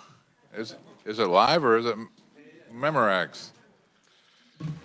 So actually, Glad to have you here. Thank you. well, thank you. Appreciate the opportunity. Name again is Bill Rowe, and I am the Director of Government Relations with Equifax. And joining me actually on WebEx is my colleague, Mark Delante. He's the Kansas Account Executive, and we appreciate the opportunity to speak. Last year, we testified to this committee about how we assist the state in benefit verification, particularly with Medicaid. At the time, the federal government had ended their public health emergency and began redetermining Medicaid enrollees' eligibility, a process called unwinding. This resulted in unprecedented growth and created broad macroeconomic consequences and specific challenges for KDHE, including the requirement to verify people added to Medicaid in 2020, 2021, and 2022. Kansas has primarily relied upon Equifax and the work number to assist in the benefit eligibility determination and redetermination process for Medicaid, SNAP, TANF, and child support. However, we have additional data sources such as incarceration data and a solution called Contact Complete that would be valuable in the redetermination or determination process. Our Incarceration Insights database contains state prison and local jail records from across the country. Being able to identify personal issues and conduct additional research enables compliance with the Medicaid inmate exclusion policy and provide continuity coverage. Contact Complete helps states verify or learn more about an applicant's name, address, date of birth, and contact information by matching a known identity and delivering information on addresses, phone numbers, and email data, as well as a death indicator to expedite communications, recertifications, and eligibility determinations. Our current data service is delivered to KDHE via an API integration into KEYS application. Kansas leverages this data at the time of application, recertification, and for quality assurance. Our proposed solution enhances the state's ability to leverage additional data services for each applicant or beneficiary to maintain a picture of continuous life changes. We maintain a conservative projected ROI of 3-to-1 on an additional $12 million budget request. The state can access these additional data services through its already established Equifax Keys integration or batch file queries to better distribute maximum benefits while maintaining program integrity. Continuous life change notification allows the state to be cognizant of a beneficiary's changes in circumstance in advance of recertification or relying on the beneficiary to self-report. The notification of life changes can be configured in accordance with state program policy, such as employment changes, income percentage or dollar changes, incarceration notifications, asset amount disclosures, out-of-state address changes, household composition changes, or death status update. Again, these services can be used throughout the benefit life cycle to learn of changes that impact the beneficiary's eligibility or flag for further investigative needs. This allows the state to prioritize their enrollees throughout the entire benefit life cycle rather than narrow the focus to specific points such as determination, redetermination, or mid-year reporting. Working together, we can help Kansas make eligibility determinations, right-size payments to eligible individuals in need, improve service delivery and casework efficiencies, reduce churn, and increase overall program integrity. Thank you again for allowing us the opportunity to speak with you today, and we'd be thrilled to answer any questions. Well, Representative Carpenter. Thank you, Mr. Chair. In interest of time, Bill, thank you for being here. We've hashed this out a bunch of times, have we not? Can you explain to me why the agency has not asked for your services? I mean, we contract with you throughout all of our stuff. Why would I want to buy something and give it to the agencies that they're not going to use or that, I don't know. Well, you tell me. I will tell you the agents, we've had a great relationship with KDHE for years. I know your recent contract was pretty. Yeah, and we've worked with them, and they've used, and I believe they valued our data and in this process significantly as an example of the fact that we just renewed a contract with them. It's a $6 million contract. As our relationship has grown, our ability and our access to additional data and data sets has grown, and our ability to provide that information to the department in different manners has improved. And so we've improved this service, and I think it would be something that KDHE would definitely welcome and look forward to using should they've been given the opportunity. I look forward to them asking for it. Yeah. Thank you. Yeah. Representative Ruiz. I had a question in my head, and I'm waiting for it to come back. Oh, okay. I'm patient. I can wait all day. We don't have all day. What's the turnaround time in getting the information that is needed from you? Oh, so we would do our and Mark might be best to walk through that process. Mark?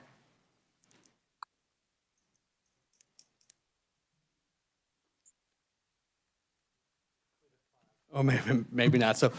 So we would do what the system that we're suggesting is be a batch monitoring system. The current system. The current system? You're currently doing. Generally, it's once they get qualified and they register to qualify for the service, and then it's the recertification, which generally can be 6 months or a year. That's something that is determined and handled by the department, but it can be as much as a year. Okay, but you're doing work right now. I mean, you're looking essentially like a background check. Well, we verify, and right now is income and employment data. And all these other data sets is what we're suggesting. And as soon as there's a change in that data that we have, the state then gets notified and they can act accordingly, whether they no longer qualify or continue to qualify. So if someone no longer qualifies, then the state can know right away and make a determination on how to handle that. I'm interested in how long it takes to get the current information, not the extra services you're proposing. We're a matter of days. It's quick. It's when it's requested. Days, 10 days. When it's requested, we're able to return it to them in an expeditious fashion. Thank you. Representative Barth. I'll make this super quick. I just want a yes, no, basically, in respect to everybody else's time. But it sounds like some of the things you do could be used from a dual entity standpoint, like cleaning up voter roll databases as well. So do you have any states that do that? Voter roll, no. Okay, that's all. I will Thanks. tell you, it's something that I've talked to my company about. Committee, other questions? Seeing none. Thank you, Bill. Thank you. Next up is Allison Burkhart, Tiny K Sunflower Early Education. She may be on WebEx. Allison? Yes.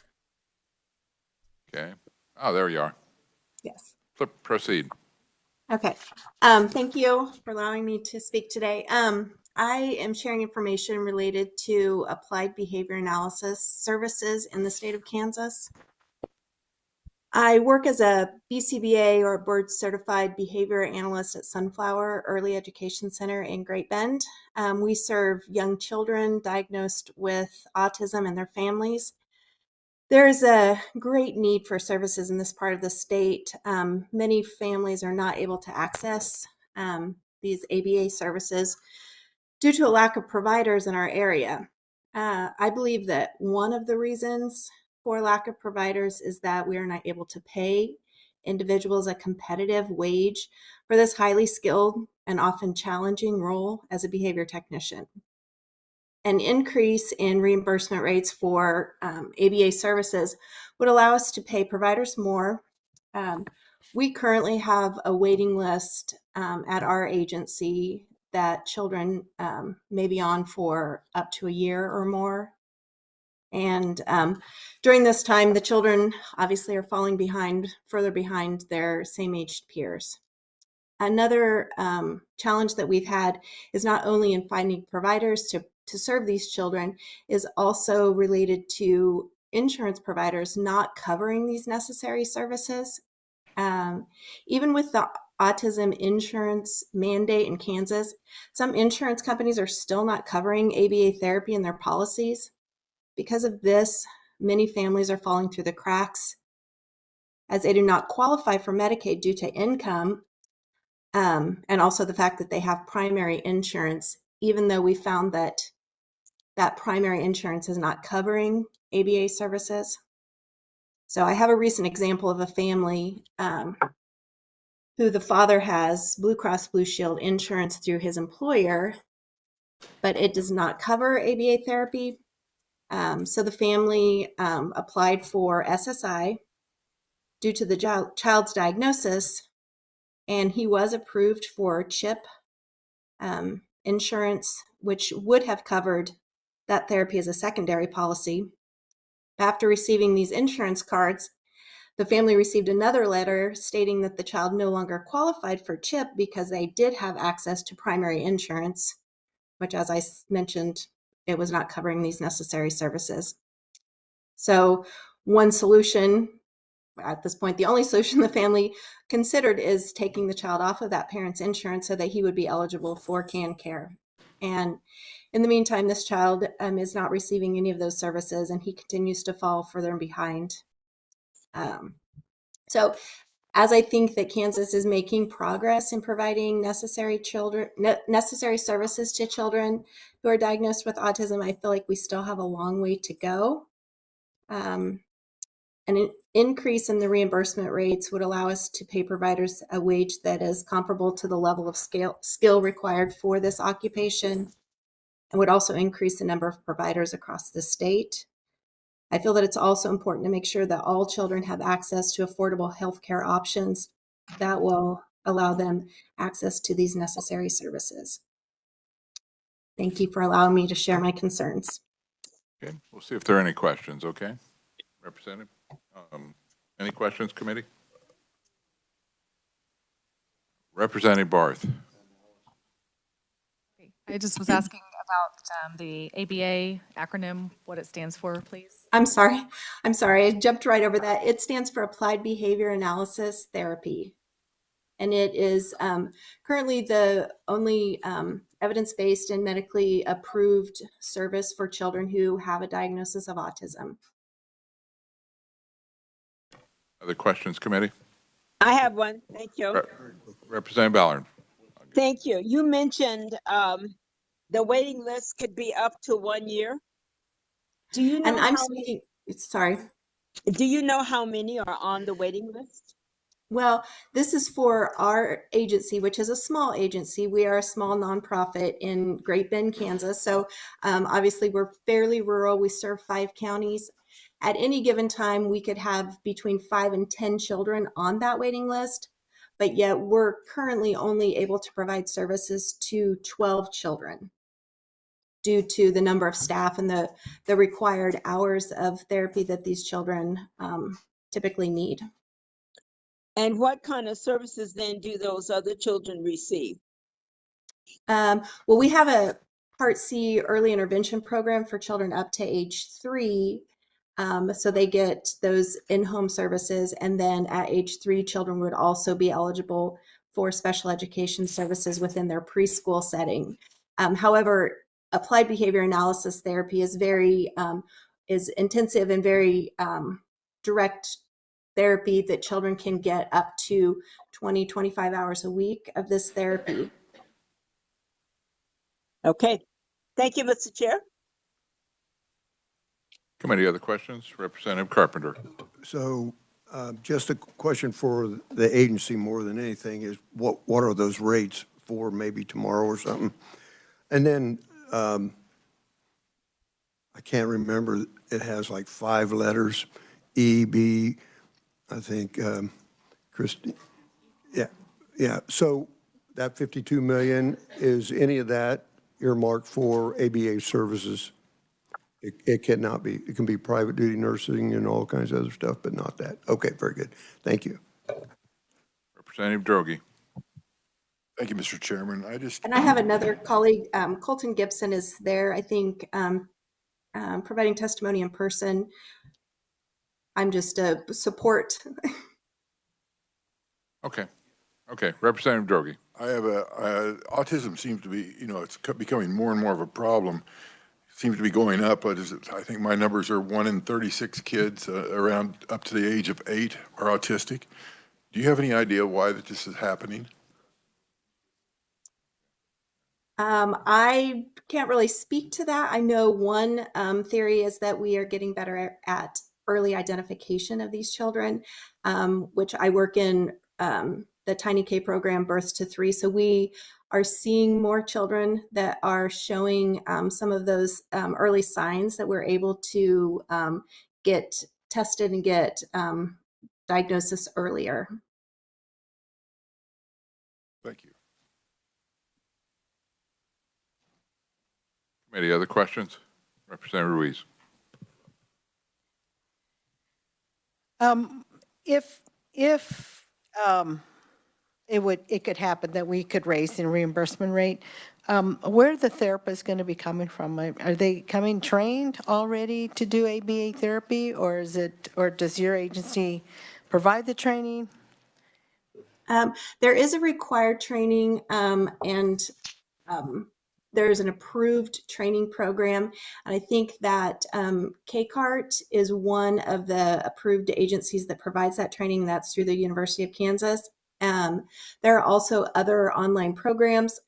It is a requirement that these direct service providers have a 40-hour training certificate that they have to complete prior to starting.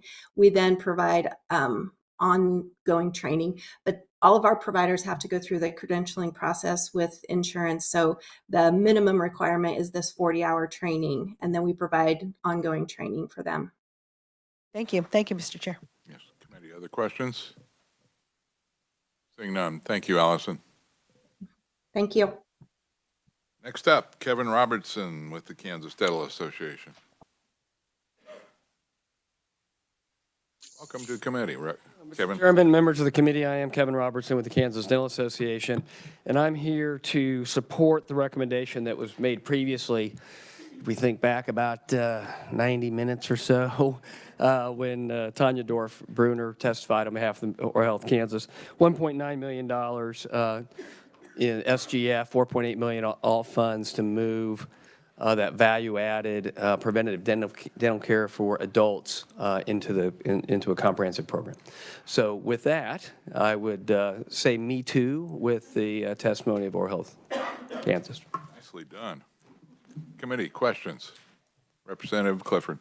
Yes, in the KDHE budget, there's $370,000 for oral health programs. Are you familiar with that line item? I am not. I don't know what that is. It could be the Donated Dental Services Program would be part of that, perhaps, but I'd have to refer to them. We'll ask the agency then. Thank you, Kevin. Committee, other questions? Maybe just verify. Representative Ballard. Listen, I think this one you're referring more for rural oral dental health. Am I correct? Kevin? I just don't know. I don't know what that money's for. No, I'm talking about the 1.4 that million that we're talking about. Is that for oral rural health? No, the 1.9 million is Representative Ballard is for preventative services under the adult dental Medicaid program. Mm-hmm. So it would cover not just rural, it would be wherever those Medicaid patients might be. Okay, I just wanted a clarification. I was under the impression it was rural, but now it makes it even better. So it's wherever it's needed. Yeah, absolutely. All right. Thank you very much. Thank you, Mr. Chair. Yes. Committee, other questions? Thank you, Kevin. Thank you. Next up, Rachel Monger, Leading Age Kansas.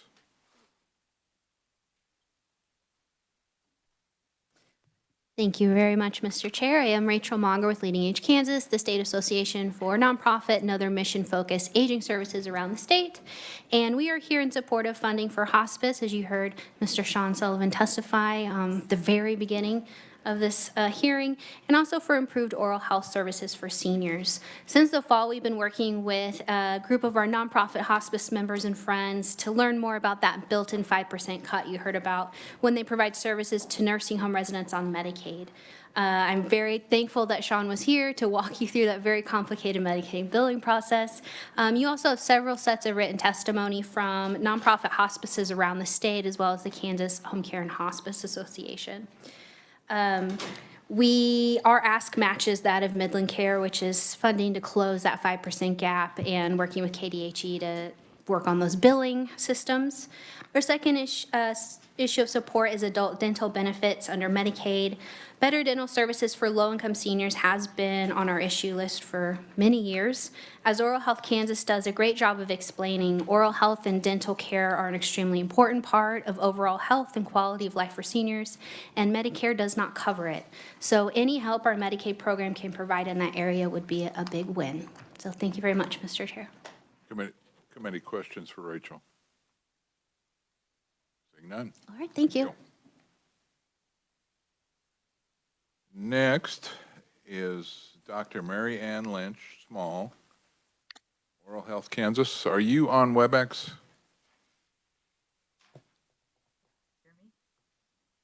Doctor? Hello, can you hear me? We can hear you. Can't see you yet. Okay.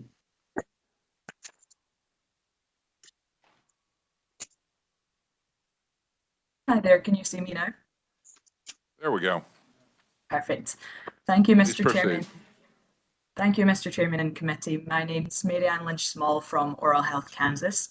I'm not here with the specific ask today, but to highlight the issue of sedation dental care access, something you've heard a bit about from us in the past. The majority of dental care can be carried out without any form of sedation, but for some individuals, getting sedated offers the only safe route to dental health. And we know that this need is much higher among individuals with disabilities. We frequently hear from people struggling to find sedation dental care, and families share being unable to find care at all. Hours spent calling dental offices, and if they do find a provider, wait lists as long as 10 months. For some families, the ability to access sedation dental care is the difference between a loved one being able to function and eat versus going on palliative care, so truly life or death. We found that struggle to find care is echoed on the professional side. We have care coordinators from the CanCare MCOs and dentists reaching out to us to try and find care for their members. In 2022, we created our Sedation Dental Care Task Force. That's a group of stakeholders, including the MCOs and providers and families. And we've identified a couple of key points to bring to your attention. Firstly, it quickly became clear that there's no reliable list of sedation dental providers in Kansas, and there's very little information about known providers.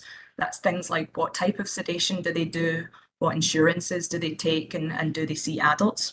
And this means it's very difficult to find the appropriate care and to properly identify shortage areas.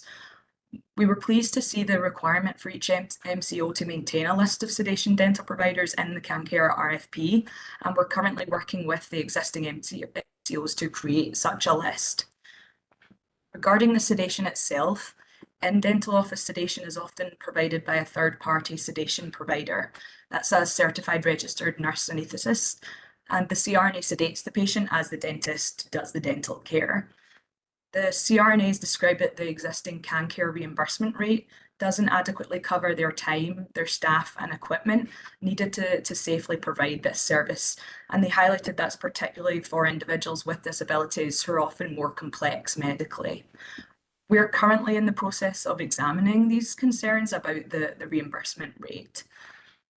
Finally, we noted that there's a lack of a needs assessment, so there's no existing reporting on the need for dental sedation among the population, and developing an overall understanding of this scope would help determine the necessary steps to improve access for those who need it moving forward. I want to say thank you for your time and allowing me to highlight issues surrounding sedation dental care. We are continuing to explore this issue, and we may come back to the committee with a recommendation in the future, but I'm happy to answer any questions you may have. Very well. We'll check with the committee. Committee, are there questions? Seeing none. Thank you, Doctor. Next up, Dan Murray on behalf of Kansas Medical Society. Dan? Thank you, Mr. Chairman. Dan Murray. I am with the Kansas Medical Society. KMS was founded in 1859, represents physicians of all specialties and the majority of physicians in Kansas. Today, we're asking for an adjustment to the KDHE budget on the Medicaid physician fee schedule. We're joined in our testimony as well by 13 other specialty societies. The ask simply is a 10% across the board increase in that schedule. That amounts to $12.84 million in SGF funding. Last year, we were grateful to receive a 3% across the board increase from the legislature, and the governor, of course, signing that. But we said at the time that it was long overdue and much needed. And so we've come back again this year to ask for an additional adjustment to that fee schedule. We have urged and certainly encourage our physicians, our members, to participate in the Medicaid program. We think it's important to increase the funding to ensure there's a backbone of participation in that program by physicians. One note I would point out is that greater than 50% of the codes that are involved in this, which constitutes around $8 million or more, are less than 80% of the Medicare reimbursement rate. So we feel like we're woefully unfunded, and we want to make sure that we provide the backbone and the support for the Medicaid population. So with that, I will close for questions. Committee questions? A brief one, please. Representative Ballard. All right, you're asking 12.8 million, right? That's correct. All right. Where's the guarantee that if we do this, that more physicians will receive Medicaid, where now we know they're woefully low and they don't want to, but this would be across the board. But do you have any kind of commitment that physicians or offices would offer more Medicaid? Representative Ballard, I appreciate that question. Obviously, I can't stand here today and guarantee on behalf of all physicians that there would be participation, but I think what I could guarantee is that participation would either remain flat or diminish if we don't increase the reimbursement rates. Okay. That's okay. I'm not sure about that answer, but yeah, you can't guarantee that. But if we increase those rates and nothing really happens, then that's a lot of money invested that they're taking away, but services are not being delivered. Would you agree? Services are not being taken away. What we would see is a retraction in the number of physicians that are participating in the Medicaid program. Since 2006, these rates have not been increased. The CPI in that same 17, 18-year span has increased by 50%. Medicaid reimbursement rates have remained flat. So we just think it's fair to say it's due time to ask for a 10% increase this year, which doesn't even come close to the consumer price index in terms of inflation on other products and services and goods. But I will say that physicians want to participate in the program, but more and more of our members have told us that it's becoming difficult for them to make ends meet in terms of servicing these patients because they're losing money every day in terms of providing care for these patients. Thank you so much for that answer, because 2006, 18 years is a long time not to have your rates, raised, so that we'll never find out what they really could do without it. So I appreciate your answer, because that's a long time for us to say we want more Medicaid, but we haven't raised the rates to make it possible. Thank you very much. Thank you. Representative Barth. Thank you, Chairman Mason, and thanks, Dan. I guess the question I have is, I know we raised the rates last year a little bit for physicians. Can you provide a refresher reminder to us about the physicians that are covered? Is this primary care? Is this I go have a surgery, and in a surgery you're looking at a physician fee in addition to the actual facility fees and things like that? So would it include surgeons as well in that equation? Like, who all is included in the physicians? Thank you, Representative Chairman. Last year, the House actually recommended a 5% increase, in the Senate, the upper chamber, I'll call them the lower today, jokingly, no. They adjusted it down to 3%, and we are grateful for that adjustment. As I recall, there are about 17,000 codes that are in the physician fee schedule.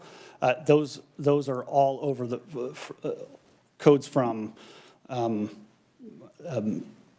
physicians of all types and stripes. But you have to look at Medicaid as a payer, so an insurance company, if you will.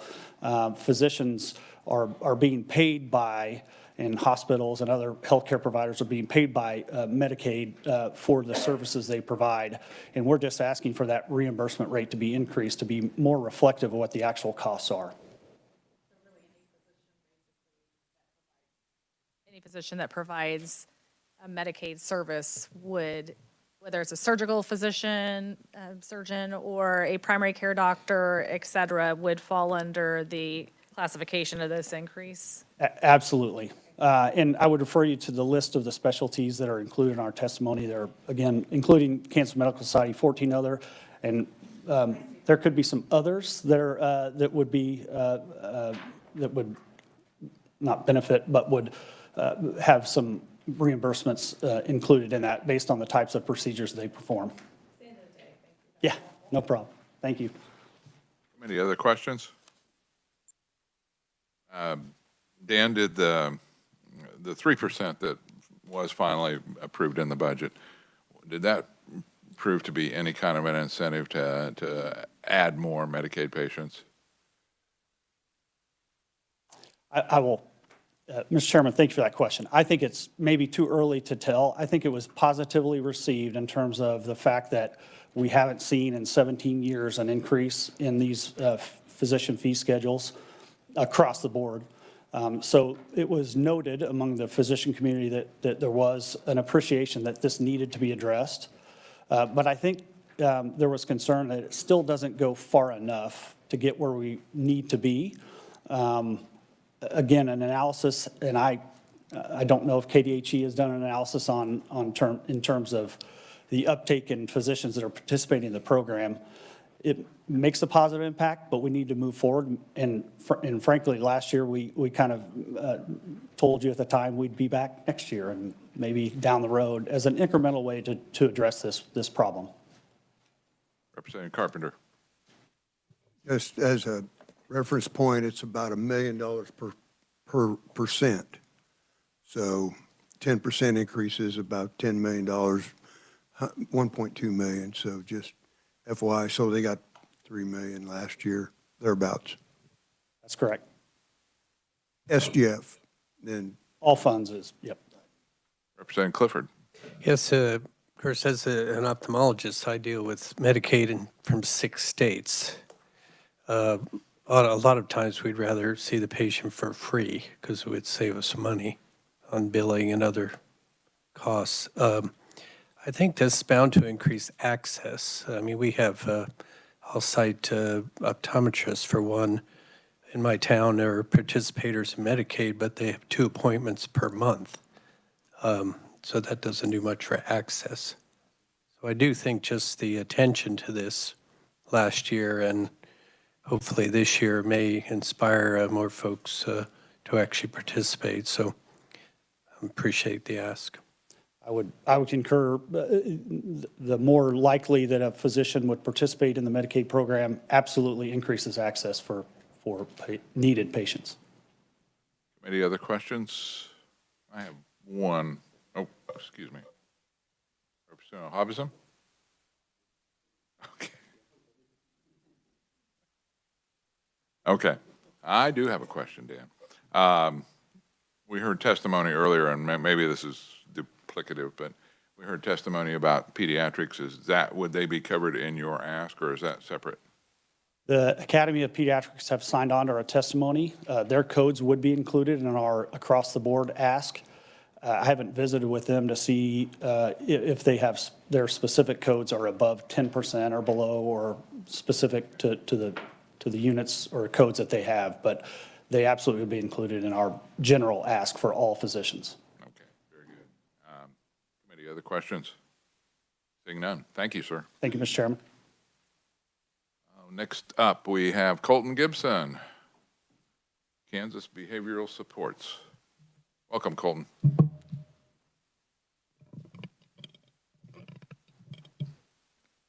Good evening, Mr. Chairman, members of the committee. My name is Colton Gibson, and I am here today on behalf of Kansas Behavior Supports. I'm joined and supported in person by Karen, Jenny, and Jenna. Thanks for coming today, by the way, who currently work as board-certified behavior analysts or case managers. Looping back to autism, by the end of our testimony today, we hope that you will take away the necessity to increase the autism service reimbursement with an identified solution that utilizes minimal state dollars. Beginning with an introduction on Kansas Behavior Supports, we are a home and school-based services agency providing applied behavioral analysis therapy for around 100 children and teens up to early 20s throughout the state of Kansas. Most of our services are serving clients in rural areas of the state. On to the facts. Kansas has the lowest reimbursement rates in the Midwest when it comes to autism in our surrounding states. Recruiting and training incoming providers is arduous without competition to our surrounding states. We're spending 30 to 80% less than those listed in my testimony. And if you guys will look on the right-hand side of the page, Kansas Medicaid 97153 code, which is the code for one-on-one autism services between a client and a technician at a client's home or school setting. This hourly reimbursement does not cover time or mileage accrued traveling to and from a client's home. But if you'll see over there, Kansas pays $47 an hour, compared to Nebraska, which pays $140 an hour, Iowa, which pays $65 an hour, Oklahoma, which pays $69 an hour, and Missouri, which pays $64.48 an hour. As you can see, we are 30 to 80% less in our reimbursement. Our objective is to increase the Medicaid reimbursement for general autism services under Code 97153, which is found under the Other Medical Assistance Fund in the KDHE Healthcare Finance section of the budget, to $65 an hour or $16.25 a unit. There's 15 minutes in a unit. Per legislative research, increasing the rate to $65 an hour would cost $3.8 million altogether, including $1.5 million SGF. You'll find in your packets and here today several pieces of testimony regarding the need to increase the autism service reimbursement. You'll hear or see testimony from board-certified behavioral analysts who work on both sides of state line, both in Missouri and Kansas, and as a mother to a child with autism. A BCBA at Sunflower Early Education Center in Great Bend. Thank you, Allison, if you're still online. As well as the COO of United Healthcare Community Plan of Kansas. All of them highlighting the need to increase the autism service reimbursement, particularly for rural Kansas needs. This is not a new revelation that is just coming to light, as increasing the provider reimbursement rate was a Tier 1 priority in the 2021 Autism Task Force report submitted to the Kansas Department for Aging and Disability Services on January 28, 2022. That report gave many rural providers hope that changes would be on the horizon and indicated that immediate action could be completed within 2 years of the report being generated. With an ever-growing demand across the state for autism services, it remains difficult to continue serving Kansas families with the existing rates. The current reimbursement rates restrict us and organizations like us from expanding to even more families and children due to the extensive overhead costs involved and the inability to compete with our surrounding states. Lower rates are just the tip of the iceberg. Additional challenges facing our community right now, the rural autism service providers, that is reimbursement for travel and mileage associated with technicians to travel to and between a child's home, reimbursement for efforts and work involved behind the scenes. This includes case management, scheduling, follow-up, all of which is not billable due to not being present with the client, ongoing resources and training for technicians and supervisory staff, and our ability to hire higher education staff that are between technician and supervisory education levels. But we can begin to strategically address some of these issues as long as the reimbursement rate is increased. These issues have been presented in front of many legislators. Holly Kramer, who's a service provider with Kansas Behavior Supports from Russell, Kansas, provided testimony to both the Special Committee on Intellectual and Developmental Disability Waiver Modernization and the Bob Bethel Joint Committee on Home and Community-Based Services and CanCare Oversight.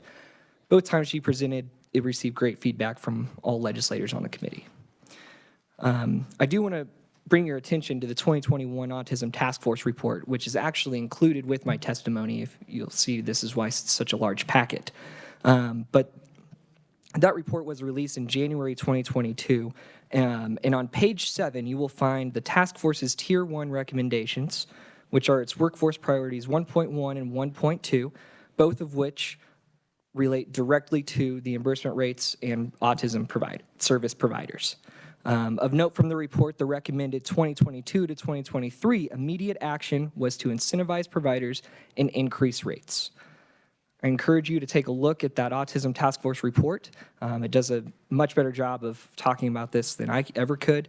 I'd like to thank you all for your time and consideration as you consider supporting the autism service providers across the state. Thank you. Committee, questions for Colton? Just briefly, Mr. Chair. Representative Ballard, yes. Yes, that autism report was actually an excellent report, and I remember the person talking with us in CanCare.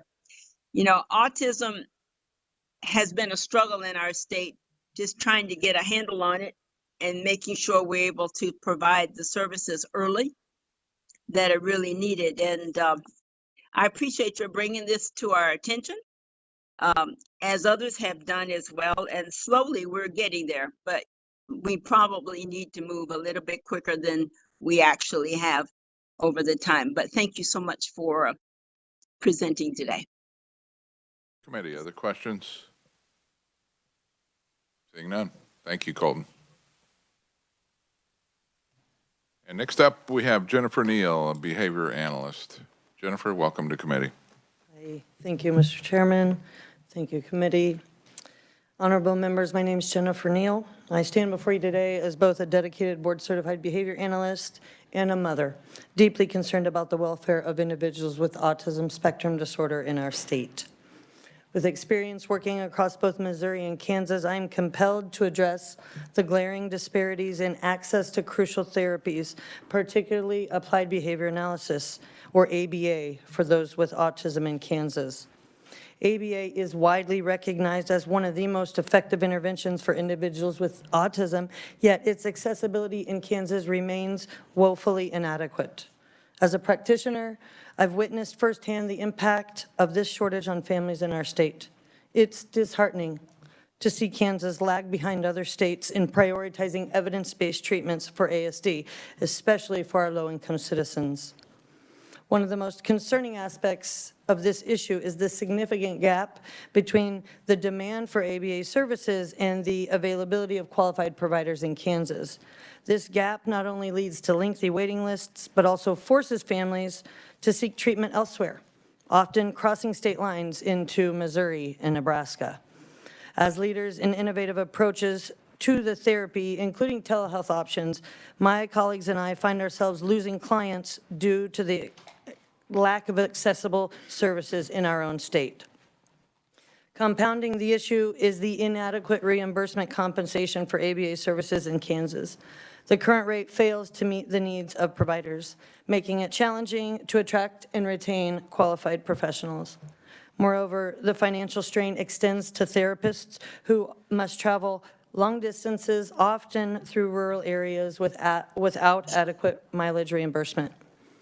As someone deeply committed to serving individuals with autism, I am faced with the difficult decision of prioritizing cases in Missouri, where reimbursement rates are more equitable.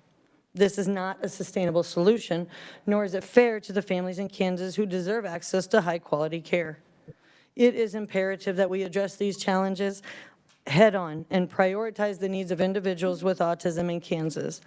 By increasing reimbursement rates, expanding the network of providers, and implementing policies to support therapists in rural areas, we can begin to bridge the gap in access to ABA services.